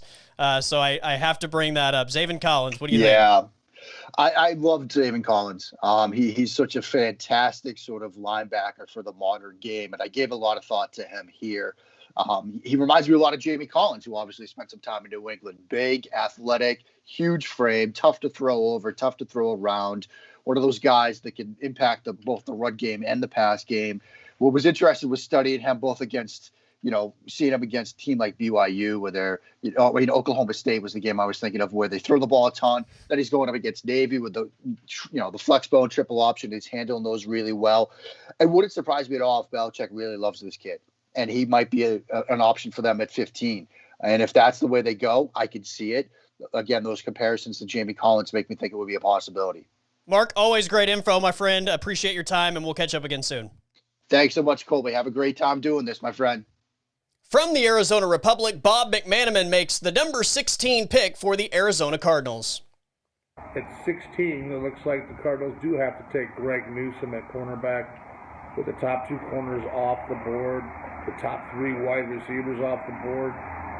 It seems like the best option for them, and I think they will do that. They could take a look at some other players, but if it comes to cornerback, it's really between Newsome and Caleb Farley. I think because of Caleb Farley's injury history, they might lean more towards Newsome. Either way, they can't miss with Newsome, and Farley's not a bad choice either. They decide to stick with a cornerback at 16. Greg Newsome, corner out of Northwestern, is the pick at number 16 to the Arizona Cardinals. From the Arizona Republic, Bob McManaman making the pick. The 17th pick in the draft belongs to the Las Vegas Raiders. Joining us from Raiders All 22 Film is Sanjeet T. Sanjeet, At 17, the Raiders select who? The Raiders have 3 big needs: free safety, defensive tackle, and right tackle. Although Christian Darrisaw and Tevin Jenkins would be a great fit to play that right tackle position, the Raiders would be wise to take a defensive tackle, and the best defensive tackle coming out is still on the board, and that is Christian Barmore from Alabama. The Raiders have brought in 3 defensive linemen this offseason, but none have the ceiling that Christian Barmore has. Barmore is an explosive 3-technique pass rushing defensive tackle. He plays with great pad level. He's fluid in his movement, and he has an explosive first step. And for the Raiders, who have been missing an interior pass rushing defensive tackle, Barmore would line up primarily in the 3-technique for the Raiders' 4-3 defense, which is exactly where he played last year in that Alabama Crimson Tide defense. Plus, Gus Bradley gets a weapon to turn this defense into a top-tier defense. Barmore makes too much sense with the 17th pick. Christian Barmore, defensive tackle, Alabama, goes number 17 to the Las Vegas Raiders thanks to Sanjit T from Raiders All 22 film. The Miami Dolphins are back on the clock. They took Kyle Pitts with the number 6 pick in the NFL draft. They are back at number 18. We are joined once again by Lewis Sung from 5 Reasons Sports Network. Lewis, with the 18th pick in this draft, the Miami Dolphins select who? They select Najee Harris out of Alabama. I said when we were doing the 6th overall pick that Harris was going to be my main target, but let me tell you something. The way that the board fell and all the top prospects that were still available that you showed me on the list, I'm like, oh my goodness gracious. Like, this is one of those situations where I wish trading down again was an option, because you still had Gregory Rousseau there. He would have been an awesome pass rushing option. Harris, of course, was still available. All the top running backs pretty much were still available. So if I were Chris Greer and I'm sitting there at 18 and all these guys that are still available that were there, if the board actually falls that way, I'm going to see if I can try to trade down again and try to get some extra draft capital. Because let me tell you something. The real way to win in the draft, I feel, and I think the Dolphins are kind of going with this philosophy as well, is that to succeed in the draft, the more darts you can throw at the board, the better shot you have at hitting the bullseye. Absolutely. And that's where Miami has to be looking at this, because if they are trying to build through the draft, they need a lot of shots to hit those bullseyes so that they can trim the fat later.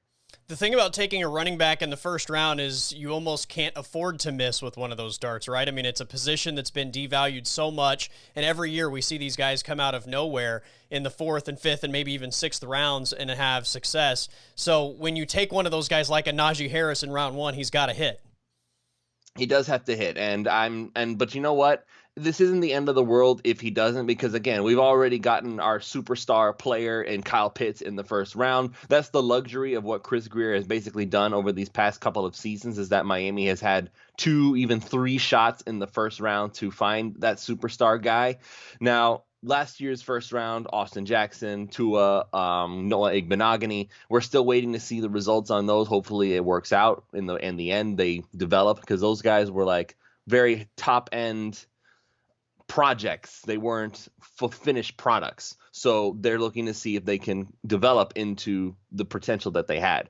But with Harris, you know pretty much exactly what you're getting. You're basically saying, yes, he's supposed to be the bulldozer. He's supposed to be I guess we can say he's a poor man's Derrick Henry, which is ironic because he also came out of there. So if he can at least become even 3/4 of what Derrick Henry is, then as far as I'm concerned, that is a major hit, because Miami has been missing that kind of a running back ever since the Ricky Williams days. No disrespect at all to Ronnie Brown. I know Ronnie, he's a really good guy, but he wasn't the superstar running back that set the NFL on fire. We need one of those guys. Ryan Tannehill is finding success in Tennessee right now. And I love Tannehill, but let's not kid ourselves. If Derrick Henry wasn't Derrick Henry, he wouldn't be having quite as much success as he's having right now.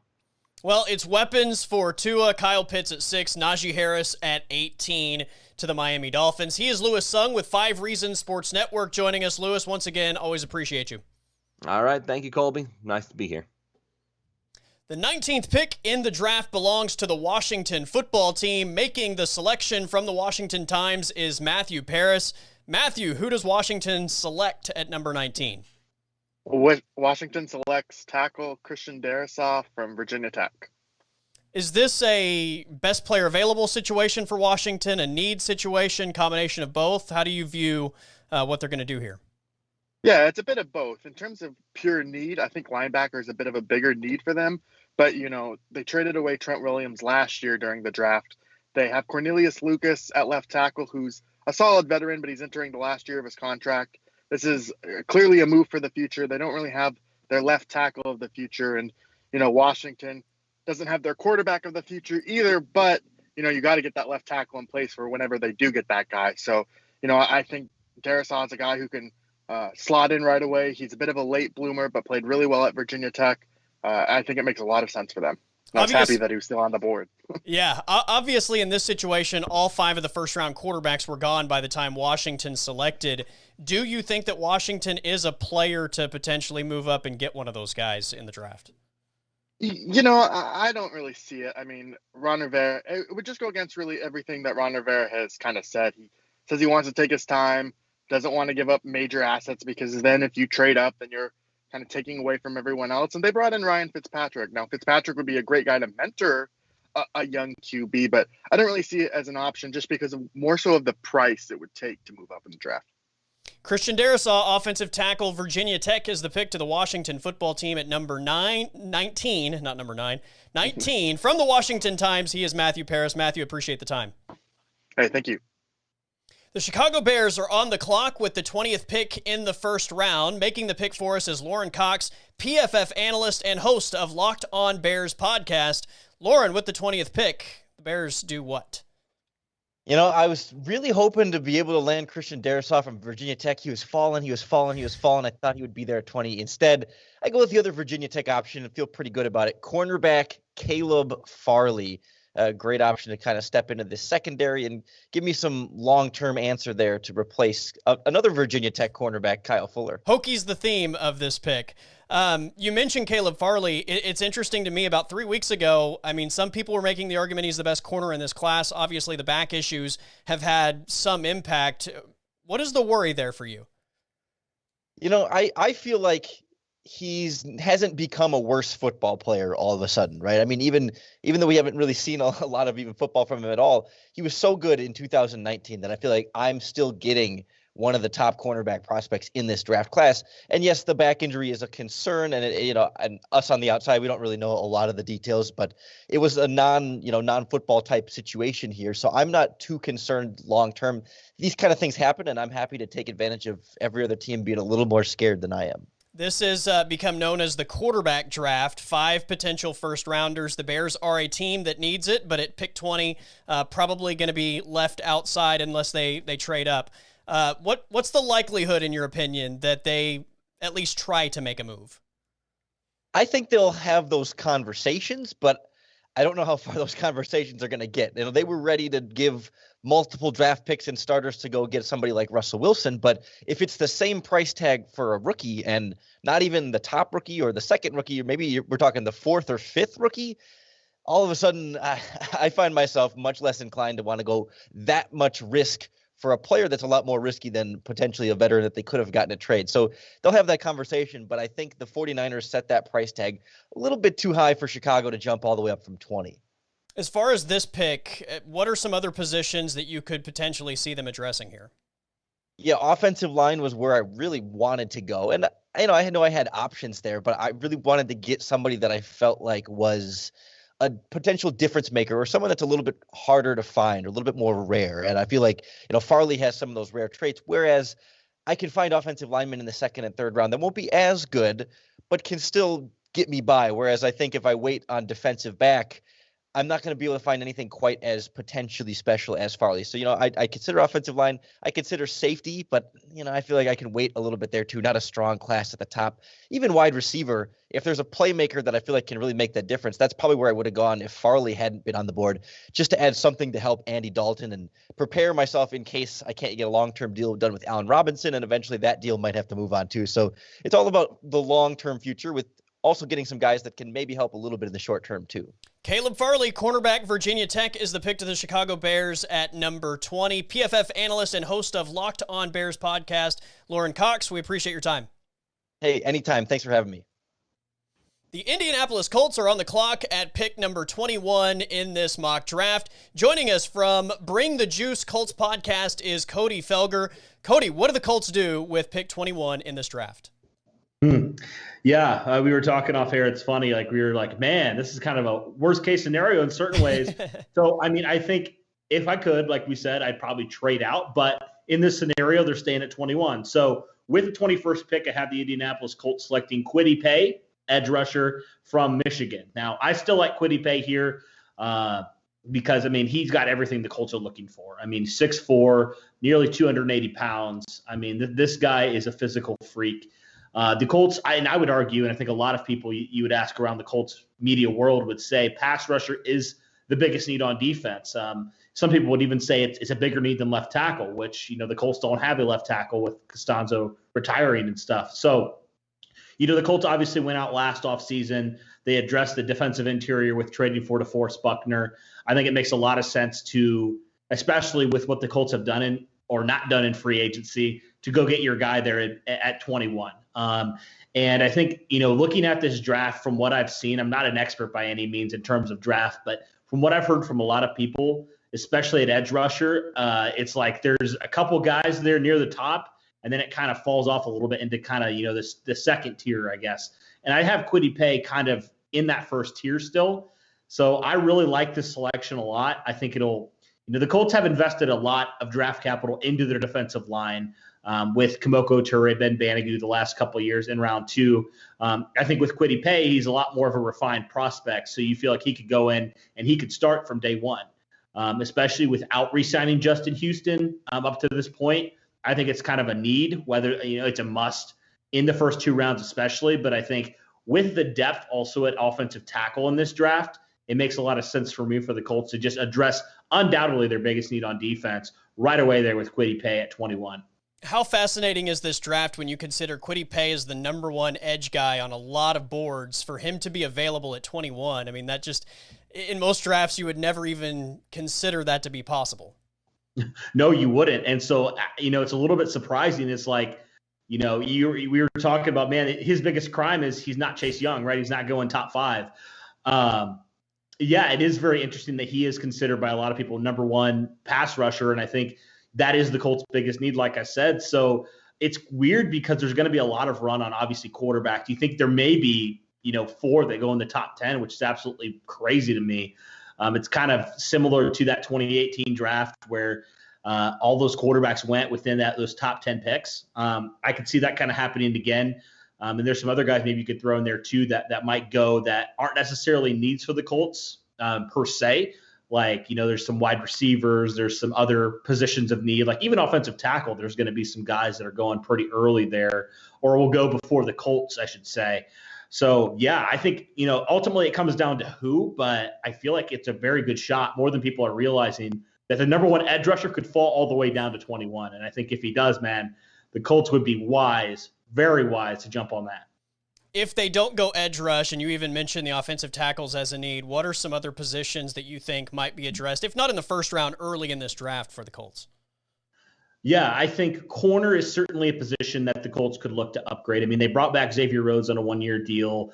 Rocky Sin has been up and down the first couple of years in Indianapolis. You like Kenny Moore. He's probably the only guy you don't really have questions on. You have some other guys like Marvell Tell, who was playing really well that 1 year, kind of making the transition from free safety to corner, but he opted out last year. So you like what you have, but you don't really have a true bona fide number 1 corner, moving forward in the near future. So I think corner could certainly be a need. I don't know if it'll be round 1, but tight end I think is a big need too. With the Colts haven't brought back Trey Burton yet, and it's been rumored they've been looking for a more playmaking tight end in terms of receiving. So I could see that being a need. Wide receiver also I think could be a sneaky need as well, because the Colts brought back T.Y. Hilton on a 1-year deal. You notice that trend this year. They brought back 2 players at corner and wide receiver on 1-year deals, so they're not committed long term to those guys. I will say I like. If looking at number 2s, I like Michael Pittman a great deal more than I do Rocky Sin at this point. But still, I think wide receiver could be a need the Colts could look at. And I guess the last one maybe would be linebacker. I got a lot of flack because I did a mock draft a couple days ago where I had the Colts taking the best player on the board. It was Baron Browning in the second round. People were like, we don't need a linebacker. And I said, well, we said the same thing about running back last year with Jonathan Taylor, and look what happened. Right. Especially with losing Anthony Walker to the Browns in free agency, I could see that being a need. The thing about Ballard that I'll say is he's a guy that it doesn't matter if we think it's a position of need. If it's the best player on his board, he'll deal with the backlash later. He'll go with the guy that he thinks will really have a chance to help this team, whether or not we feel like we need to. Yeah. He just has, and he's had a good track history of doing that, right? So I think those are some of the biggest needs right now. Obviously, edge and left tackle are the two biggest pressing needs that about everybody can see. But yeah, there's a lot of like sneaky needs the Colts have that I think could be addressed maybe in that round 2 to round whenever, the rest of the draft. So yeah. Best player available is the phrase responsible for all of us having incorrect mock drafts, by the way. You look a couple years ago, Darius Leonard, who even knew who Darius Leonard was before that? Right. And Ballard has a good track history of finding those guys that nobody really talks about. So I have confidence he'll do it again. He'll throw us for a loop. We'll probably pick a linebacker in round 2, and we'll all be shocked. Kwity Paye from Michigan is the pick at 21 to the Indianapolis Colts. He is Cody Felger from Bring the Juice Colts podcast. Cody, appreciate your time. We'll catch up again soon. Absolutely. Thanks for having me. The Tennessee Titans are on the clock with pick number 22 in the first round. Joining us from Outkick 360 on Outkick.com is Chad Withrow. Chad, what does Tennessee do at pick number 22? The Tennessee Titans with the 22nd pick will take Azeez Ojulari, edge rusher from Georgia. This is a pick of need for the Titans. Their three biggest needs in this draft: corner, edge rusher, wide receiver. Ojulari available at that spot. I think the most polished, already ready-made player at that position in this draft. So I've got the Titans taking Azeez Ojulari from Georgia with that 22nd pick. Tennessee loses a former top 5 wide receiver in free agency with Corey Davis. Is, in your opinion, any chance they go wide receiver in this first round? There is a chance, and I thought long and hard about Kadarius Toney with this pick. So I do think that wide receiver is up there in terms of needs. If I had to rank the needs, I would go corner 1, edge rusher 2, and then wide receiver 3. But those are the 3 most likely spots for the Titans to pick in the first round. Azeez Ojulari, edge out of Georgia, is the pick at number 22 for the Tennessee Titans. From Outkick 360 on Outkick.com, he is Chad Withrow. Chad, always appreciate your time, buddy. Absolutely. Thanks for having me. The New York Jets are back on the clock. They took Zach Wilson with the number 2 pick in this draft. Joining us from Broadway Jets podcast is NYJ Matt. You can follow him on Twitter at NYJ_Matt. No surprises at 2, but maybe a surprise at 23. What do you got at 23 to the New York Jets? Yeah, at 23, I'm going to take offensive tackle out of Oklahoma State, Tevin Jenkins. That's kind of how the board fell. Some guys like Greg Newsome, Christian Darrisaw, Elijah Vera Tucker, some guys that I would have taken there at 23 if they fell. But I'm happy with the pick here. You combine now him and Becton as tackles, almost combined 14 feet and 700 pounds, right? So that you have your bookend tackles for the next 5-10 years. And then, all interior offensive line is still a big issue for the Jets, and I talked about that at pick number 2. But in the second round, you have pick 34, so guys like Wyatt Davis, Creed Humphrey, Landon Dickerson, Alex Leatherwood can go inside. So you still can address corner or interior offensive line at 34. So I'm happy with Tevin Jenkins at 23 right here.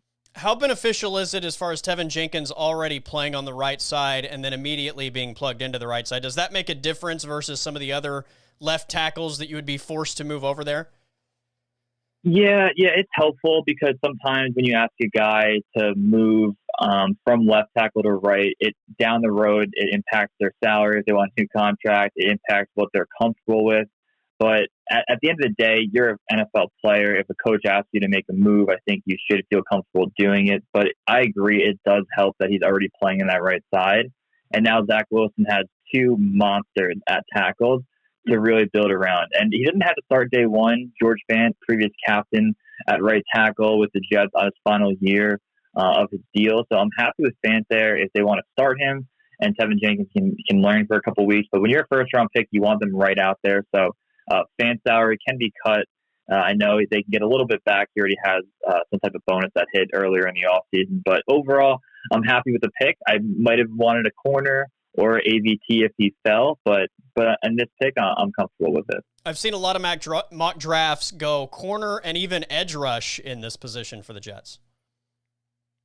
Yeah, Gregory Rousseau out of Miami, I believe is still on the board here. It's a pick that I really would love to go after. You get a guy like Lawson in the offseason where you're comfortable at edge. The Jets still need some more work there. But really for me, just seeing Jenkins fall on the idea of having your two tackle positions locked up, really young guys under 22 years old, you just feel more comfortable about it. And the fact that the Jets have so many freaking draft picks, they have 2/3, they have number 34. You can improve on edge, corner, and interior offensive line there. But really, I was kind of handcuffed with some of the guys that went earlier. So at Jenkins at 23, I don't think Douglas can go wrong. He talked about building through the O-line a lot. And the Jets O-line, even though Becton was a hit and McGovern played well down the stretch, was very underwhelming last year. So he definitely needs to make some improvements during the draft. And he didn't really do so in free agency. Tevin Jenkins, offensive tackle, Oklahoma State, goes number 23 to the New York Jets. He is NYJ Matt from Broadway Jets podcast. Matt, appreciate it. We'll catch up again soon. Awesome. Thank you, Colby.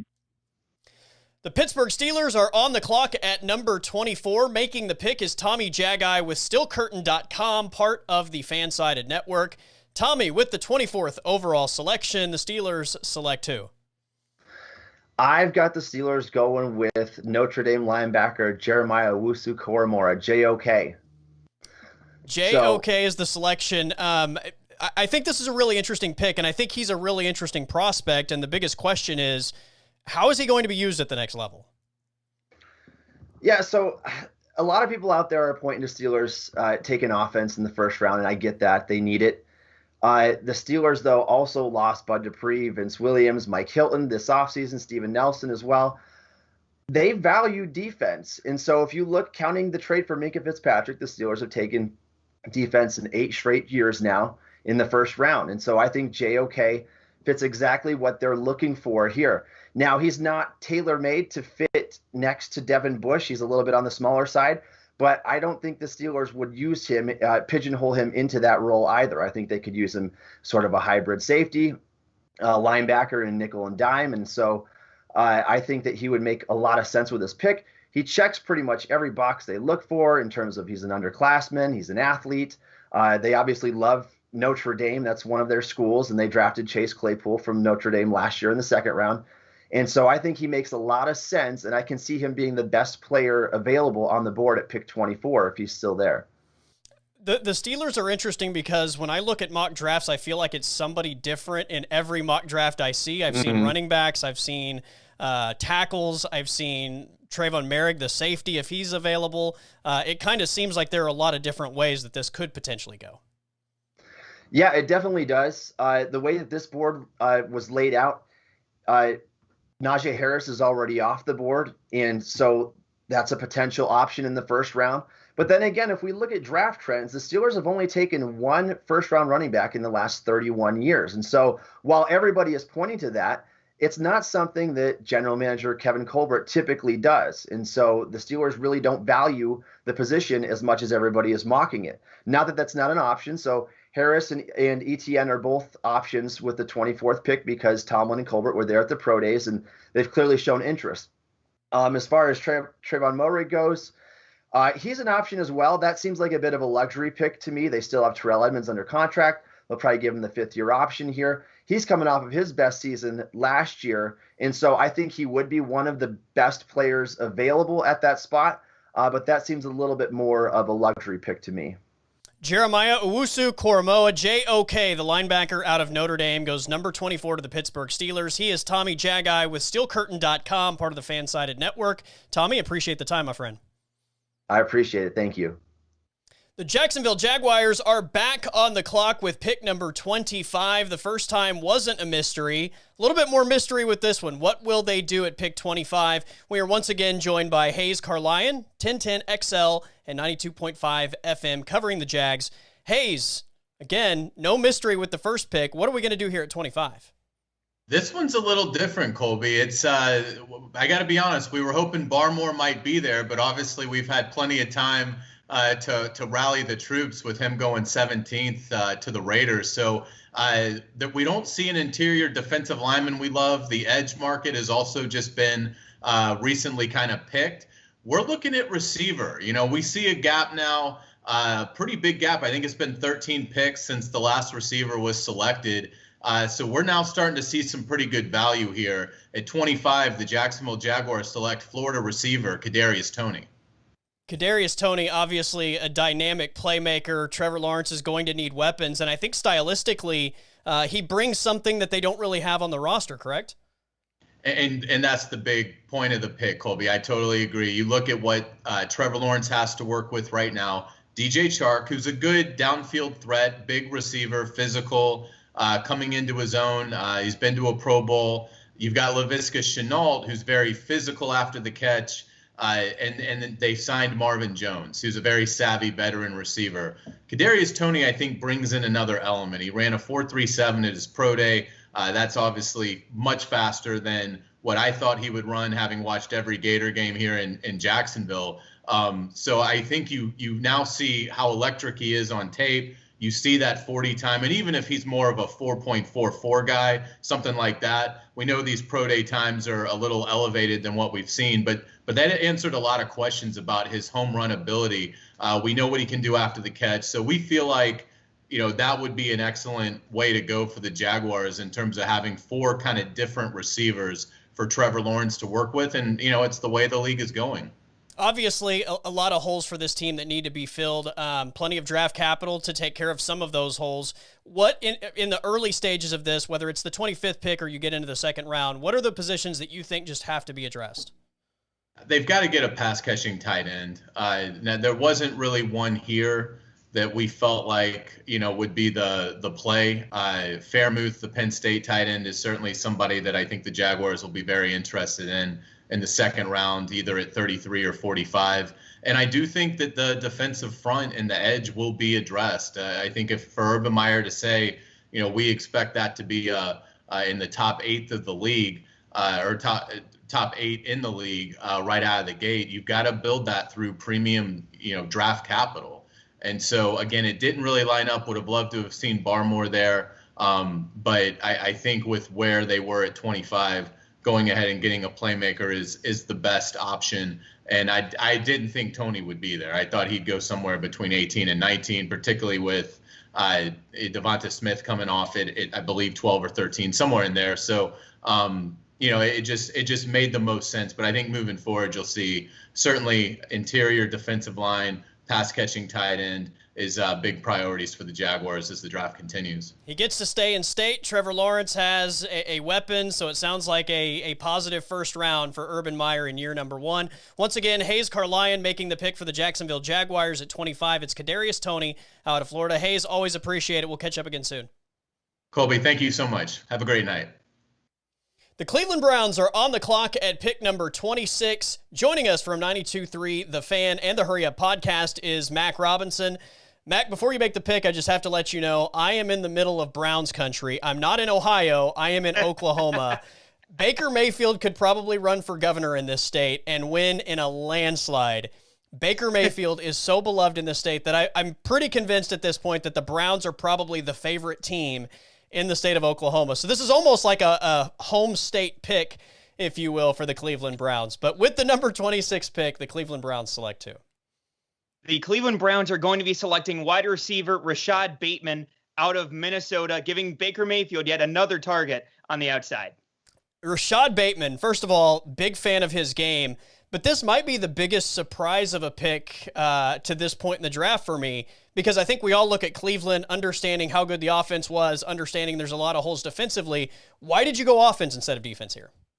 So with free agency, Andrew Berry has addressed most of the needs, obviously the latest being Jadeveon Clowney on the defensive line there. But with the draft, we're kind of looking forward towards some of these needs. Now, obviously, Odell Beckham, he's had his questions and everything like that. He's had his injury history. Jarvis Landry, his contract seems to be coming up in a couple years here. So this is more so future-proofing the position, getting another receiver for Baker Mayfield, and also adding a little bit of a long-term answer at the position. As they already re-signed Rashad Higgins, he's also on a one-year deal. So getting a long-term answer at receiver for Baker Mayfield on this offense.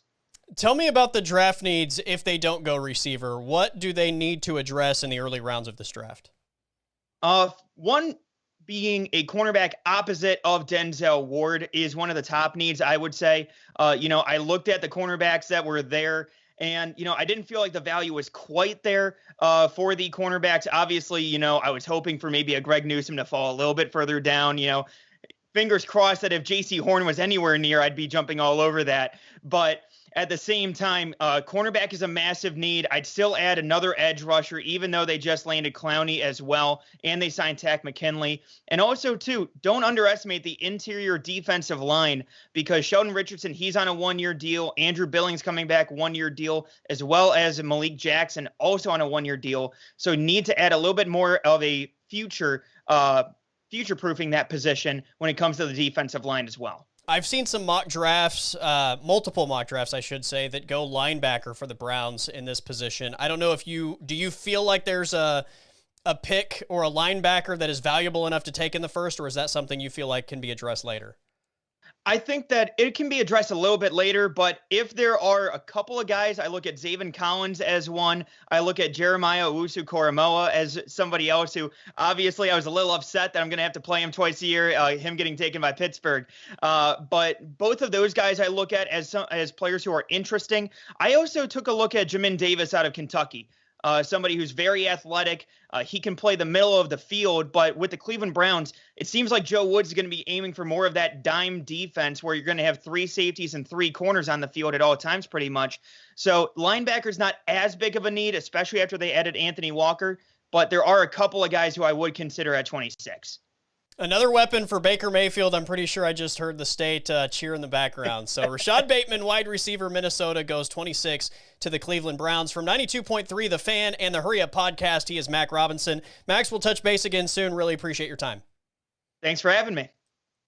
The Baltimore Ravens are on the clock at pick number 27 in the first round. Joining us from the Locked On Ravens podcast is Kevin Ostreicher. Kevin, what are the Ravens doing at pick 27? Colby, with the 27th selection in this draft, the 2021 draft, I have the Ravens taking Terrace Marshall Jr., the wide receiver out of LSU. It's been no secret that Baltimore's been looking at wide receiver help throughout the 2021 offseason, and with both Kadarius Toney and Rashad Bateman off the board, I mean, Terrace Marshall just makes the most sense. As far as getting weapons for Lamar Jackson, is that the biggest need going into this NFL draft? It's certainly one of them. When you look at the Ravens right now, there's a needed edge. They could also use potentially an offensive lineman here or there, maybe a safety, but the Ravens have a bunch of different options they can go in, which I think gives them a little bit of leeway to potentially take the best player on their board, the best player available at a position of need. So they're not necessarily forcing a pick at the number one need, but they are still getting someone who can make an impact at an area where they need a little bit of production. I keep seeing Orlando Brown's name attached to all kind of trade rumors. Is the expectation that he's going to be moved? Is he going to stick around? Like, how do you kind of view that whole situation and the way the Ravens may approach an offensive tackle in this draft? Yeah, it's certainly an interesting one, Colby. And for Orlando Brown Jr., the situation is most likely he's not going to be a part of Baltimore's roster in 2022. That's a given. Now, if he's traded during the 2021 offseason, it's seeming less and less likely that that's going to be the case, just because of the fact that I think Baltimore thinks they have a pretty decent shot with him already on the roster. He is obviously a very good right tackle and a good left tackle, but he does want to move over to that left side. So they could get some compensation for him, but also I could see them just running it back with him and putting him at right tackle for this last year of his deal, letting him walk in 2022 and getting that third-round compensatory pick back. Terrace Marshall Jr., wide receiver, LSU is the pick at 27 for the Baltimore Ravens. From Locked On Ravens podcast, he is Kevin Ostreicher. Kevin, appreciate the time, my friend. Colby, thanks so much. The New Orleans Saints are on the clock at pick number 28, and joining us from NOLA.com is Amy Just. Amy, it is a new era of Saints football with Drew Brees calling it quits. What do the Saints do in this draft at number 28? Yeah, so it wouldn't surprise me just with the picks that had been previously made that they might trade back, but I'm not going to make this confusing for you. I'm going to go with Zaven Collins, linebacker out of Tulsa,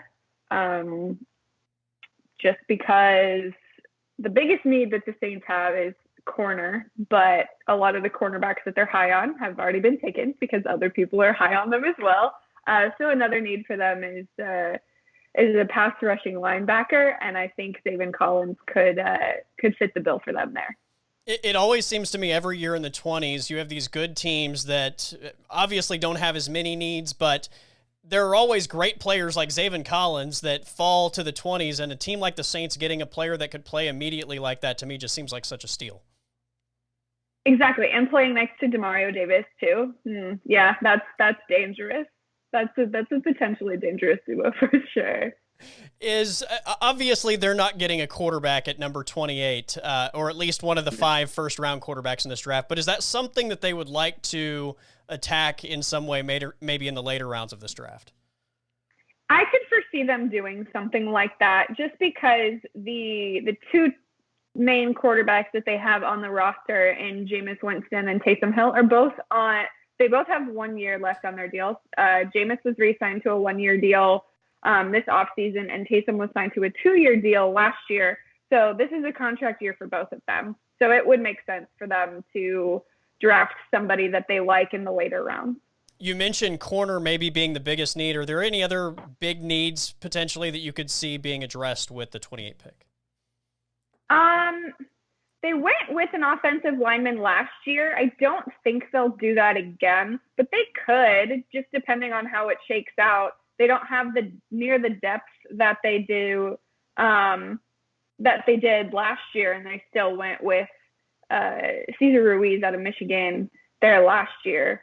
But yeah, I maybe honestly the Saints usually go with best player available, so that could mean anything. But they do have a lot more glaring needs this year than they have in years past. So I'm interested to see how they balance their approach with that. Zaven Collins, linebacker, Tulsa, is the pick to the New Orleans Saints at number 28. She is Amy Just with NOLA.com. Amy, always appreciate the time. We'll catch up again soon. Thanks, Colby.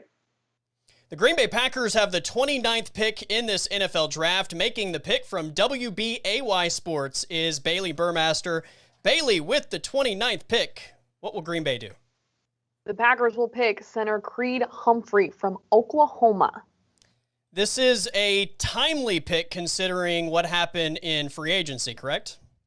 Correct. Obviously, Corey Linsley went to the Chargers, and if you kept up with the Packers last season, there was a lot of movement on the offensive line. Elton Jenkins would fill in the spot at center quite well, and they were able to manage, but then David Bakhtiari went down, tearing his ACL, so they need some depth in this center position. Could give them the flexibility to do with Elton Jenkins what they may, whether it's to keep him at guard or keep him at center. They have a decision to make there, but this gives them the depth that they may need. And it's keeping the non-playmaker for Aaron Rodgers streak alive. Exactly. Also very important to keep him safe and protected, especially coming off his MVP performance. As far as draft needs, if they don't go offensive line, what other positions could you possibly see them addressing here?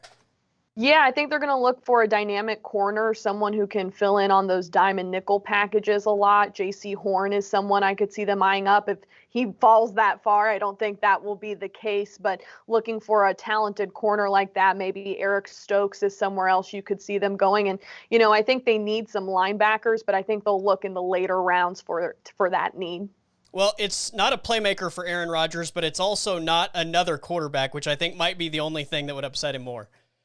Yeah, no, I think you're right there. I think last year it was, they're going to take a receiver. They need a receiver. They showed this year they don't need a receiver. You just need weapons to make it happen. Fans weren't happy about it, but then you go and get Jordan Love, and that kind of threw not only fans, but I think everyone for a little spin there. So Safe to say, hopefully no quarterbacks in this one. Creed Humphrey from Oklahoma is the pick at 29 to the Green Bay Packers. She is Bailey Burmaster with WBAY Sports in Wisconsin. Bailey, always appreciate it. We'll catch up again soon. Of course. Thank you. The Buffalo Bills are on the clock, making the 30th selection in this first round mock draft. Joining us from Syracuse.com and the Shout podcast is Matt Perino covering the Buffalo Bills. Matt, with pick number 30, the Buffalo Bills select who? Jalen Phillips, edge rusher out of Miami, Florida. This is a pick that I think Brandon Beane, if given the chance, runs to the podium as long as the medicals all check out. The Bills really need to get younger and more athletic on their defensive line, especially on the edge. They spent a first-round pick on Ed Oliver a couple of years ago, and I think adding a guy like Jalen Phillips, who has the potential to be the top edge rusher in this class, at pick 30 would just be a real home run for Brandon Beane. This is a pick that I feel like has just skyrocketed over the last month or so as far as the draft process and where people expected him to go 30 days ago to today, where he's probably a first-round pick.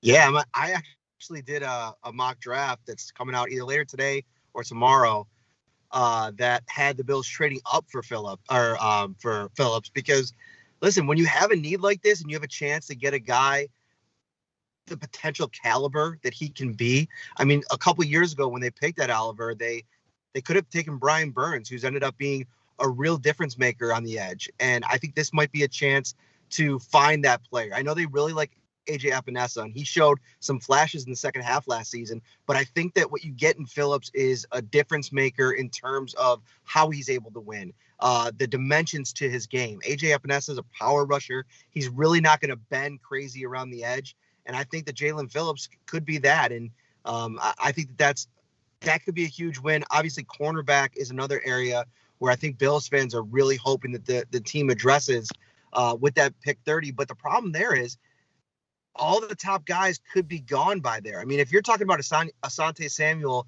in the mix with Newsome and Farley and J.C. Horn and Surtain, if all five of them somehow are gone, I don't see how you can go cornerback at that spot unless you're willing to trade back a little bit. Or maybe there is somebody that stands out on Brandon Beane's board and they're ready to make that pick at 30. We'll see. But also got to remember to scheme and regime specific. Sean McDermott is a defensive backs coach. I mean, that's how he got into the league. So he has the confidence to develop players wherever they get him in the draft. And I know they took a shot on Tre'Davious White, but once they got him, I think that they're more confident in taking guys later in the draft, undrafted free agents.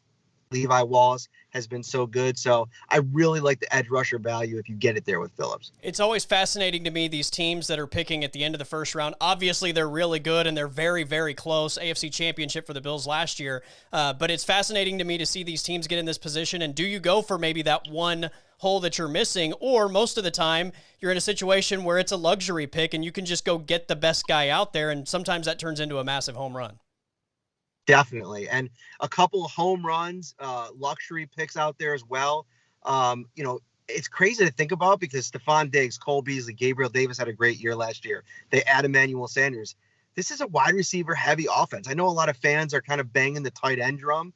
Kyle Pitts is likely not in the cards. So I think that, taking a receiver there, if you have somebody high enough on your board that you think can come in here and be a difference maker in round one, getting Brian Dable as many weapons as you can isn't a bad thing. And I think that's what will keep Travis Etienne out of Clemson, Najee Harris of Alabama, a couple of really good running backs, Javonte Williams from North Carolina in the mix as well. Jalen Phillips, edge from Miami, is the pick at 30 to the Buffalo Bills. From Syracuse.com and the Shout podcast, a Buffalo Bills podcast, Matt Perino, thanks for the pick. Thank you.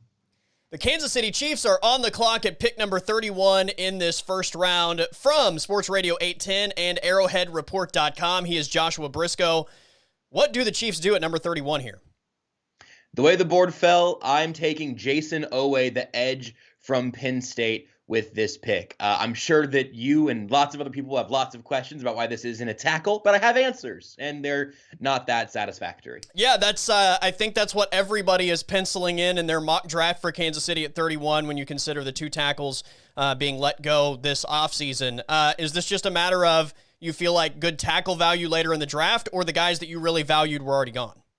I think it's more the latter, especially in this class. You start finding that guys 4 through 8 or 9, I'm having a hard time differentiating between all of them, and I think that it would be a poor use of my draft assets to take one of those guys whenever there's maybe only a slight upgrade. The big question, though, is do they think any of those guys might be there at 63 in the second round? And I don't know, but this is a place the Chiefs have let themselves get to at this point where the right tackle side's figured out. They have the rookie who opted out last year, Lucas Niang. They brought back Mike Remmers. Right sided on the tackle position is fine. Interior on the line is fine. But left tackle is just absolutely a gaping hole. The other thing, though, is that Jason Owe is an incredible athlete, and Brett Veach, the general manager, Steve Spagnuolo, the defensive coordinator, love great athletes on the edge. So I think this pick is a great fit. The only reason that you start to pivot away from it is because the tackle position on the left side is absolutely fairly incredibly dire. What is the situation with the potential of an Orlando Brown type trade before this draft actually happens? Because I keep seeing the smoke signals about that possibly being in the works. The biggest thing there is it just depends on if the Chiefs or any other team think he's actually a left tackle. I mean, that's sort of the reason that he wants out of Baltimore, is to be a left tackle somewhere, but he's been a great right tackle. He seems to be a great right tackle. Like, I think that that's probably a fair assessment at this point. So if the Chiefs think he could play left tackle, I would ship this pick off for Orlando Brown in a heartbeat. You want to swap some later picks, whatever, that's fine. If it essentially is a first-round pick, if they think he could play on the left side, he'll have to get a new contract, which is the advantage that you have by drafting rookies. You don't have to pay them those exorbitant amounts of money. But on the plus side, he's still younger, much younger than a Trent Williams, who they were in on until the bitter end with San Francisco. So the Chiefs know their left tackle spot is, again, a black hole at this point. If it's Orlando Brown, if it's a high draft pick, they wanted to be Trent Williams. It's been the biggest story of the offseason so far. If it's not offensive tackle, if it's not the edge rush position that you took, what are the other needs that you could potentially see addressed with this pick? I think the one sort of under the radar, not super fun one is at center. They signed Austin Blythe, the former Rams center, to a 1-year deal. They're still going to try to add someone at some point in this draft, I think, to hopefully put in front of Patrick Mahomes for 4 or 5 years. Say, all right, you're going to be the guy that is directly in front of our franchise quarterback for a long time now. I can definitely see that, but also they're going to take a receiver sometime, and I think it might be early. I did another mock draft where the board fell a little. I think there was a big run of receivers pretty close ahead of my pick here in our draft. And if the board falls a little differently, maybe you get Rashad Bateman in that 31st spot. I love him there. I love a receiver adding to this offense as well. But I would say it's left tackle, it's edge, receiver, and center. Eventually, I'd like to see them add a second tight end behind Travis Kelce. Don't expect that at the first, though. Those 4 positions are really where I'm putting my focus at this point. Jason Owe, edge out of Penn State, is the pick to Kansas City at number 31. From Sports Radio 810 and ArrowheadReport.com, he is Joshua Briscoe. Josh, always appreciate the time, man. Happy to do it. We have reached the final pick in this 2021 first-round mock draft.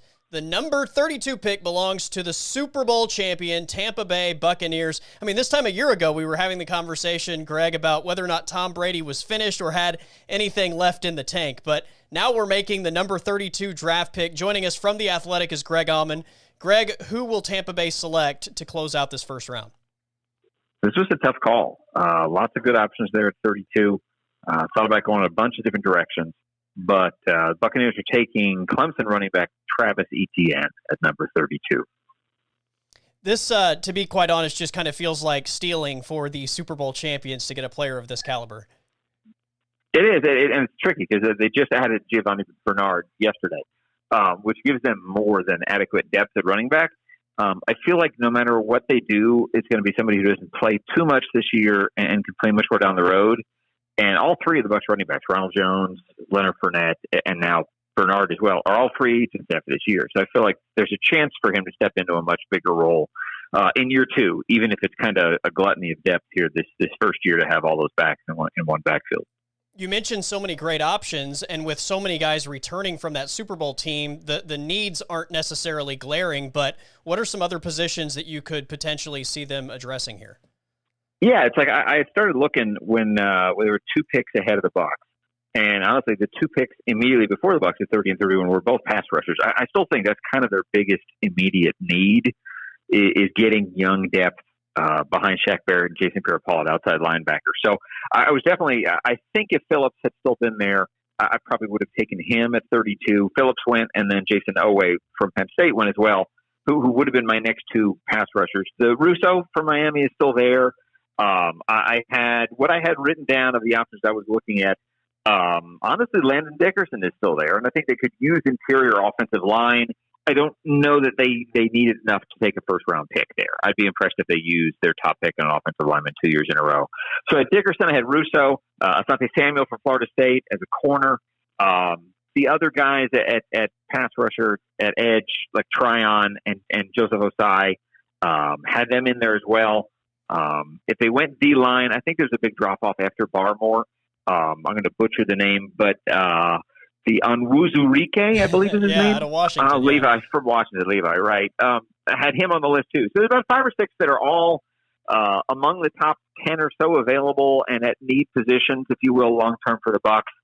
I just felt like ETN was the one that had the most upside. If you think about after this year, who can help them the most, the smart pick would probably be a pass rusher there. I'm just not all that sold on the guys that were there to be picked at 32, whether it's Tryon or Russo or Osai or one of those guys. Travis Etienne, running back Clemson, goes number 32 to the Super Bowl champion Tampa Bay Buccaneers. From The Athletic, he is Greg Auman. Greg, always great to talk to you, and we'll catch up again soon. Hey, thanks for letting me be a part of this. Take care.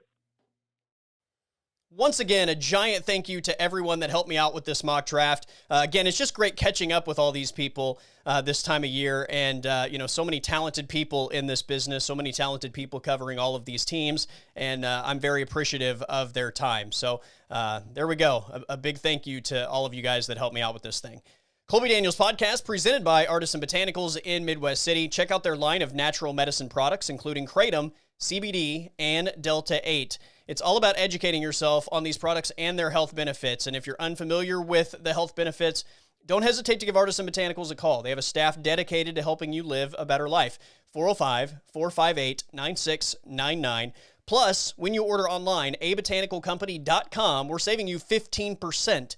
Use the discount code Colby Show, COLBY discount code Colby Show to save 15% off your online order. Artisan Botanicals, abotanicalcompany.com. All right, everybody, have a great day, stay safe, and I will see you tomorrow.